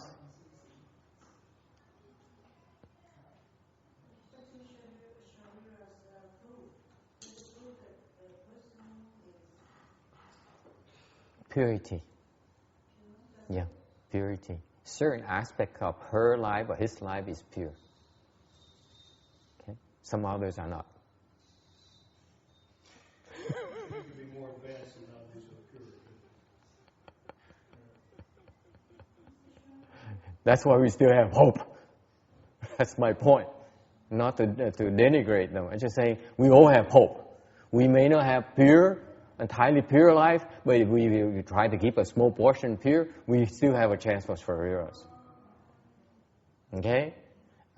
Tại sao được thì xá lợi? Tại vì mình sống thanh tịnh. Thì thanh tịnh là sao? Tôi nói cái chỗ có một cái phần nhỏ cuộc sống mình nó thanh tịnh, còn phần còn lại nó không được thanh tịnh lắm. Tôi không phải nói xấu người ta, mà nói như vậy thì biết rằng ai cũng có cơ hội hết. Hiện như chúng mình này, bây giờ sống tu nó hơi thiếu thanh tịnh nhiều lắm. Mình cố gắng tu mình giữ được tí xíu thanh tịnh vẫn còn cái hy vọng như thường. Okay? Anyone else? Ai thắc mắc gì nữa không? Yes? All right. Where are we? I don't know where we are anymore. No way. I was 190 something. I was on the first slide for today. Ngày hôm nay mới được một tấm thôi. Here, I was at 197, I think. Okay, now I go to 198. Slide number 2 for the day. Okay. Okay. It seems like you guys are interested in gossiping and asking stupid questions. You have no interest in Pureland Dharma at all. Quý vị chỉ thích hỏi mấy chuyện tầm phào không à, chứ còn hoàn toàn không có thích học về pháp môn tịnh độ gì hết đó. I'm so disappointed. But anyway, I'm still in a good mood. Okay, 198. Speaking of Pure Lands, there are 4 kinds of Pure Lands. Tịnh độ, có 4 cái loại tịnh độ khác nhau. Okay? Again, when you listen to Dharma again, I don't expect you to understand. Just, it's meant for you to plant the seeds. I need to remind everyone of that. Okay? It's good that you don't understand anything. That's normal. You understand a little bit, you're very lucky. You understand any more than a little bit, I'm impressed. Nghe pháp là đừng mong hiểu. Hiểu một tí xíu là giỏi rồi, mà hiểu hơn một tí xíu là tôi rất là kính phục. So anyone understand a little bit more than a little bit? Ai hiểu nhiều hơn một tí xíu không? Very good. Makes you better. It's safe. Still failure. Okay. Pure Land. 4 kinds of Pure Lands. The ordinary sages cohabiting Pure Land. Phàm thánh đồng cư độ. It has both purity and defilements all mixed together. Cái tịnh độ này nó vừa có tịnh, vừa có cấu. Okay. All right.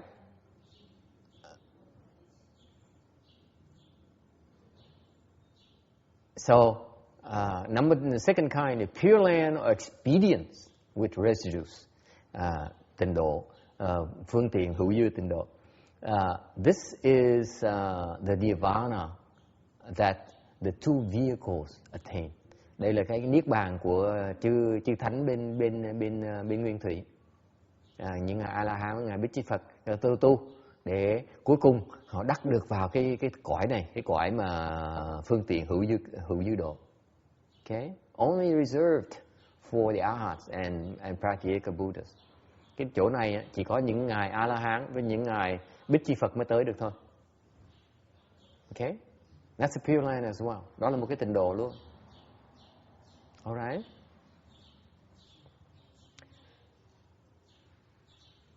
Oh, by the way, only 4 stage Arhat, not the other 3 stage Arhats, okay? Only 4 stage can make it to this Pure Land. Và nhớ lại, nhắc lại là chỉ có tứ quả mới được tới cái tịnh độ này thôi, chứ còn tam quả vẫn chưa tới được. Okay? Number 3, actual reward without obstructions, Pure Land. Thật báo vô chứng ngài độ. This is where the Bodhisattvas regroup, retreat to when they enter Nirvana. Đây là cái niết bàn của những vị Bồ Tát. Okay? It's called actual reward without obstructions, meaning that it is so adorned. Cái chỗ này nó rất là trang nghiêm, rất là đẹp. Thành mới là thật báo. Okay? Because it comes from true cultivation. Thật báo tại sao? Tại trong cái gọi là thực sự tu. Còn mình là tu giả. So, for example, our cultivation is kind of make-believe. So it's not true cultivation. Okay? And number 4, permanent, still and bright Pure Land. Thường tịch quang độ. That's the Pure Land, the Buddha. That's what the Buddhas are. Đó là cái cõi của chư Phật. Okay? All right, moving on. 199. What about this pure versus defile here? Tại sao có tình và có cấu? Có sạch, có dơ? Okay. That's because of our perception. Đó tại vì cái nhãn quan mình, cái giác quan mình cho thấy. It's what we perceive to be pure or impure. Cái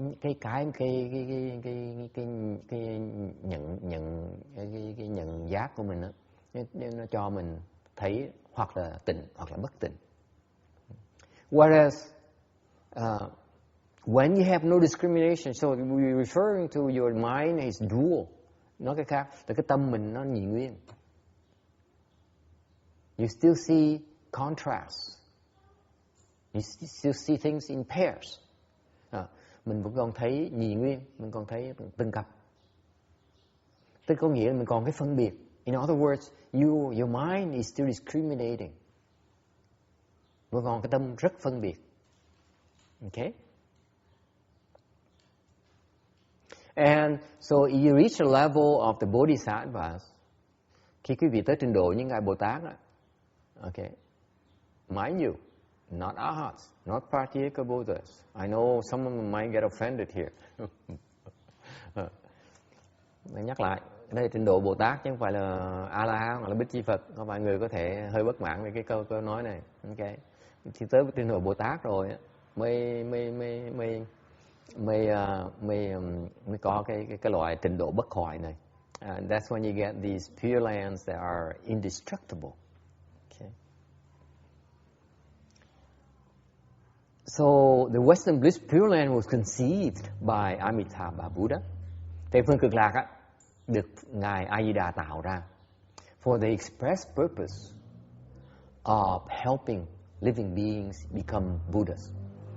Với cái mục tiêu để tiếp dẫn chúng sanh tới mà thành Phật.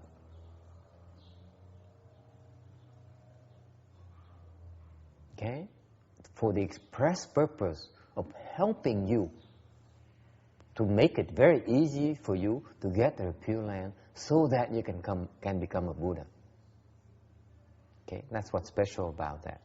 Whereas in the Saha world, okay, it's a different kind of Buddha land where it's conceived so that we can handle the hard cases like text. Very difficult to teach. Very opinionated. Okay? Lots of luggage. So you need this kind of environment where you can see the contrast that motivates you to say, wait a minute, I've seen it all, therefore now I'm no longer enthused by all that crap. I see something more beautiful on this side. That's what I want to do. Okay? That's the nature of the Saha world we're in. Does it make sense? Yeah. So it's different uses. Thì ngược lại cái cõi ta bà mình á, là được ngài Thích Ca Mâu Ni tạo ra để mà trừng trị mấy cái người mà khó dạy. Có những cái loài người rất là khó dạy. Chẳng hạn như là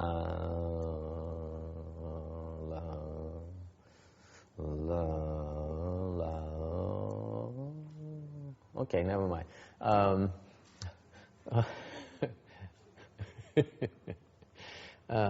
Nó có cái cõi ta bà này là cái cõi để mà nó dành riêng cho một cái phương tiện cõi ta bà này để cho những cái người mà rất khó dạy tới để mà được dạy.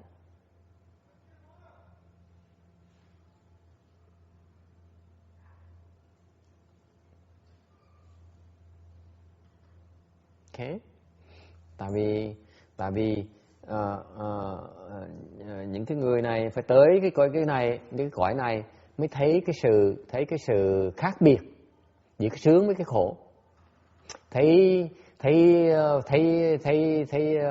được cái khổ rồi thấy cái sướng mới hiểu được là mới giác ngộ được cái sự chán chường của cái sướng thì mới tu được.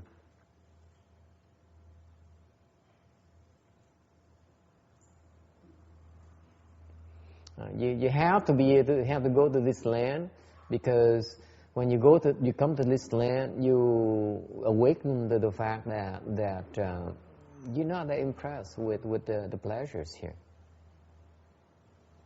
Actually, the suffering is more overwhelming than the pleasures are not that many, yet there's more suffering. That's what motivates us to cultivate. Cái chỗ này nó khổ nhiều hơn là sướng. Thành ra cái sướng mình có được trong cõi này nó không thể nào nó hơn cái khổ mình có ở cõi này. Bởi vậy cách duy nhất là mình thoát được cái đó là mình phải tu thôi. The only way for us to get out of that dilemma is to cultivate. When you cultivate, you end all sufferings. Okay? Now, I'm running out of time, so let me close by telling you that the timing of where to go, when to go. Okay? Cái chuyện nó quan trọng, quý vị phải hiểu. Okay? If you have no assurance yet, then you go to Western Bliss Pureland. Nếu quý vị chưa có được cái tự chủ thì phải nên đi Tây phương cực lạc. What is assurance? Tự chủ là cái gì? Arhatship. Tự chủ là A-la-hán quả. Okay? You don't have it yet, go for Western Bliss Pureland. Nếu chưa được cái tự chủ đó, chưa đắc được A-la-hán quả thì nên đi Tây phương cực lạc. Không có chỗ nào tốt hơn bằng cái chỗ đó hết. Nothing else better than a Pureland. We all agree on that. Is it clear? Okay? So you have to you tell you, I don't know where you are. I don't know what where you're going to go. But as long as you have no assurance, that's still your best, should be your best bet. Okay? Tôi không biết cái trình độ quý vị ở đâu, không biết quý vị sẽ tới đâu, tôi không biết được. Nhưng nếu như quý vị hiện bây giờ quý vị vẫn nghĩ rằng quý vị chưa đủ cái sự bảo đảm á, thì phải nên lo vãng sanh. Không có gì quan trọng nữa. It goes for you and for your loved one as well. Cho mình, cá nhân mình, và cho những người thân yêu của mình nữa. Cái đó không có gì quý hơn nữa. Okay? Okay, we agree on that. Once you have assurances, should you come back? Nếu có đủ cái bảo đảm nên trở lại hay là không?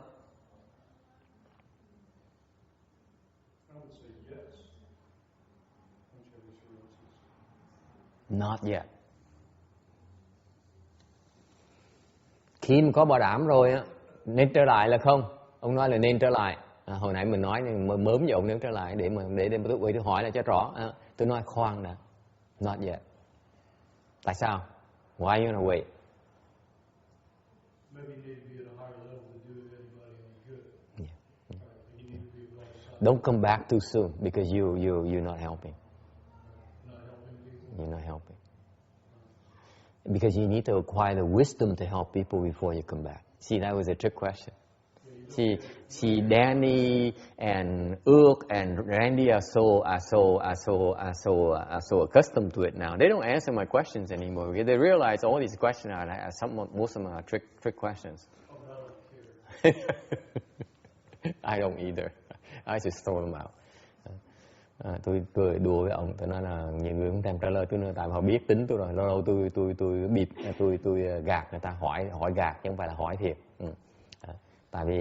Tại vì trước khi mình trở lại thì mình phải có đủ cái bản lĩnh để mình giúp người ta mình mới trở lại. Còn nếu mình chưa đủ bản lĩnh, khoan trở lại cái đó. Tại mình chưa đủ bản lĩnh mình hại người ta chứ không phải mình giúp người ta. Okay? Because if you don't have the skills to help others yet, you cannot help. You may even give them harm, bring them harm. Or hinder their progress, hoặc là làm cho họ ngưng trệ lại. Okay? So, after you know how to help others, that's when you come back here. Sau khi mình biết sức rồi, đủ sức giúp người ta rồi, biết có pháp giúp người ta rồi, mới nên trở lại. Không thôi, ở đó mà tu, Tây phương cực lạc tu tốt hơn. Okay? Is that clear? All right. If it's clear, then we can end here today. It's Sunday afternoon, long day, so I thank you for coming.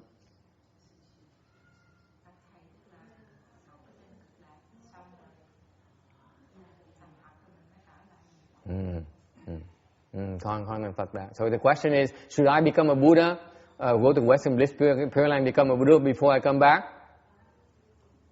What do you think? Các vị nghĩ sao? If you become a Buddha, you don't need to come back anymore. Thành Phật rồi trở lại làm cái gì nữa? Mình trở lại trước khi mình thật Phật mới có lợi nhé.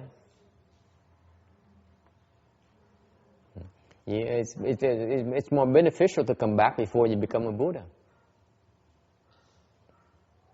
Tại sao vậy? Why is that? Yes?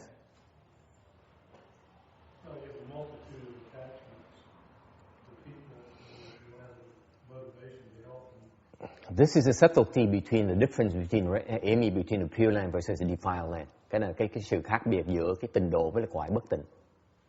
Okay? when you reach a certain level, you need to go defile land to cultivate. You can no longer cultivate in a Pure Land.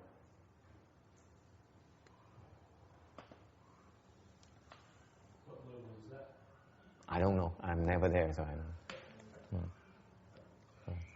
Cái tôi nói là tùy cái trình độ mỗi người. Tới một trình độ nào đó rồi, quý vị phải cần cái quả trình độ, tới cái quả bất tịnh mà tu, chứ không thể tu ở quả tịnh nữa. Okay, so what level is that? That's why I evaded the question. I use humor to evade the question. But actually, there's an answer for that. Thì tôi đùa với ông chứ thiệt ra có cái câu trả lời. Lúc nào mình trở lại? So what trường hợp trình độ là mình trở lại? Okay, you come back when Amitabha tells you to. Mình trở lại khi mà ngài A Di Đà gửi mình lại. Because he knows he's in charge of your training in the Pure Land. Don't you remember? Yeah, he'll tell you. Right? He'll tell you. He said, okay, it's time for you to go back. Make sense? Yeah. He's your teacher. Thành tôi nói, hồi này tôi đùa chơi, thiệt ra thì vì phải hiểu rằng á, là khi quý vị qua Tây Phương Cực Lạc á, thì ngài A Di Đà là bổn sư, thành người thầy của quý vị rồi. Người thầy sẽ quyết định quý vị, gửi quý vị đi đâu thì mình đi đó, mình đâu cần phải lo. He knows best, right? You don't have to worry about it. Một khi mà ngài nhận mình làm đệ tử của ngài rồi thì ngài sẽ giúp mình cho tới nơi tới chốn thôi. Hơi sức đâu mà lo, mình không cần lo. This is the beauty of the Pure Land. You go to Pure Land, to Amitabha, he's going to take care of you until you become a Buddha. The best way possible. He's going to give you the best path possible. Right? This is the Buddha designing the pathway for you, not some idiot. Right? Thành ra quý vị mà đi qua Tây Phương Cực Lạc là chuyện đại quý. Tại vì qua đó rồi ngài A Di Đà là sẽ hướng dẫn quý vị tu hành cho tới khi quý vị thành Phật luôn. Chứ không phải ở cõi này đi kiếm thầy hoài mà tu hoài không đi tới đâu hết đó. Bên kia có Phật dạy cho mình, Phật hướng dẫn cho mình tu. Sounds good, routine? Huh? 对. Right?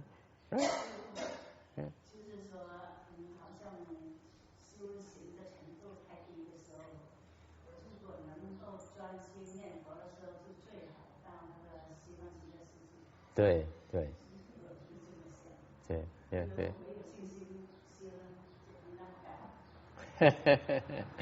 不必担心. Yeah.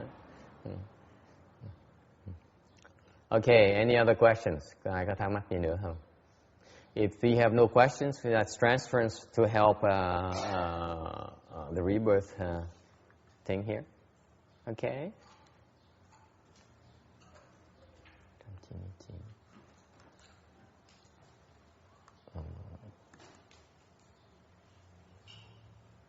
What happened?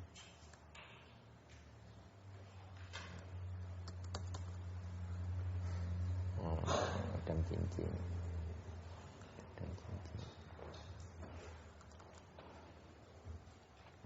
Can you raise the screen and turn it off, please?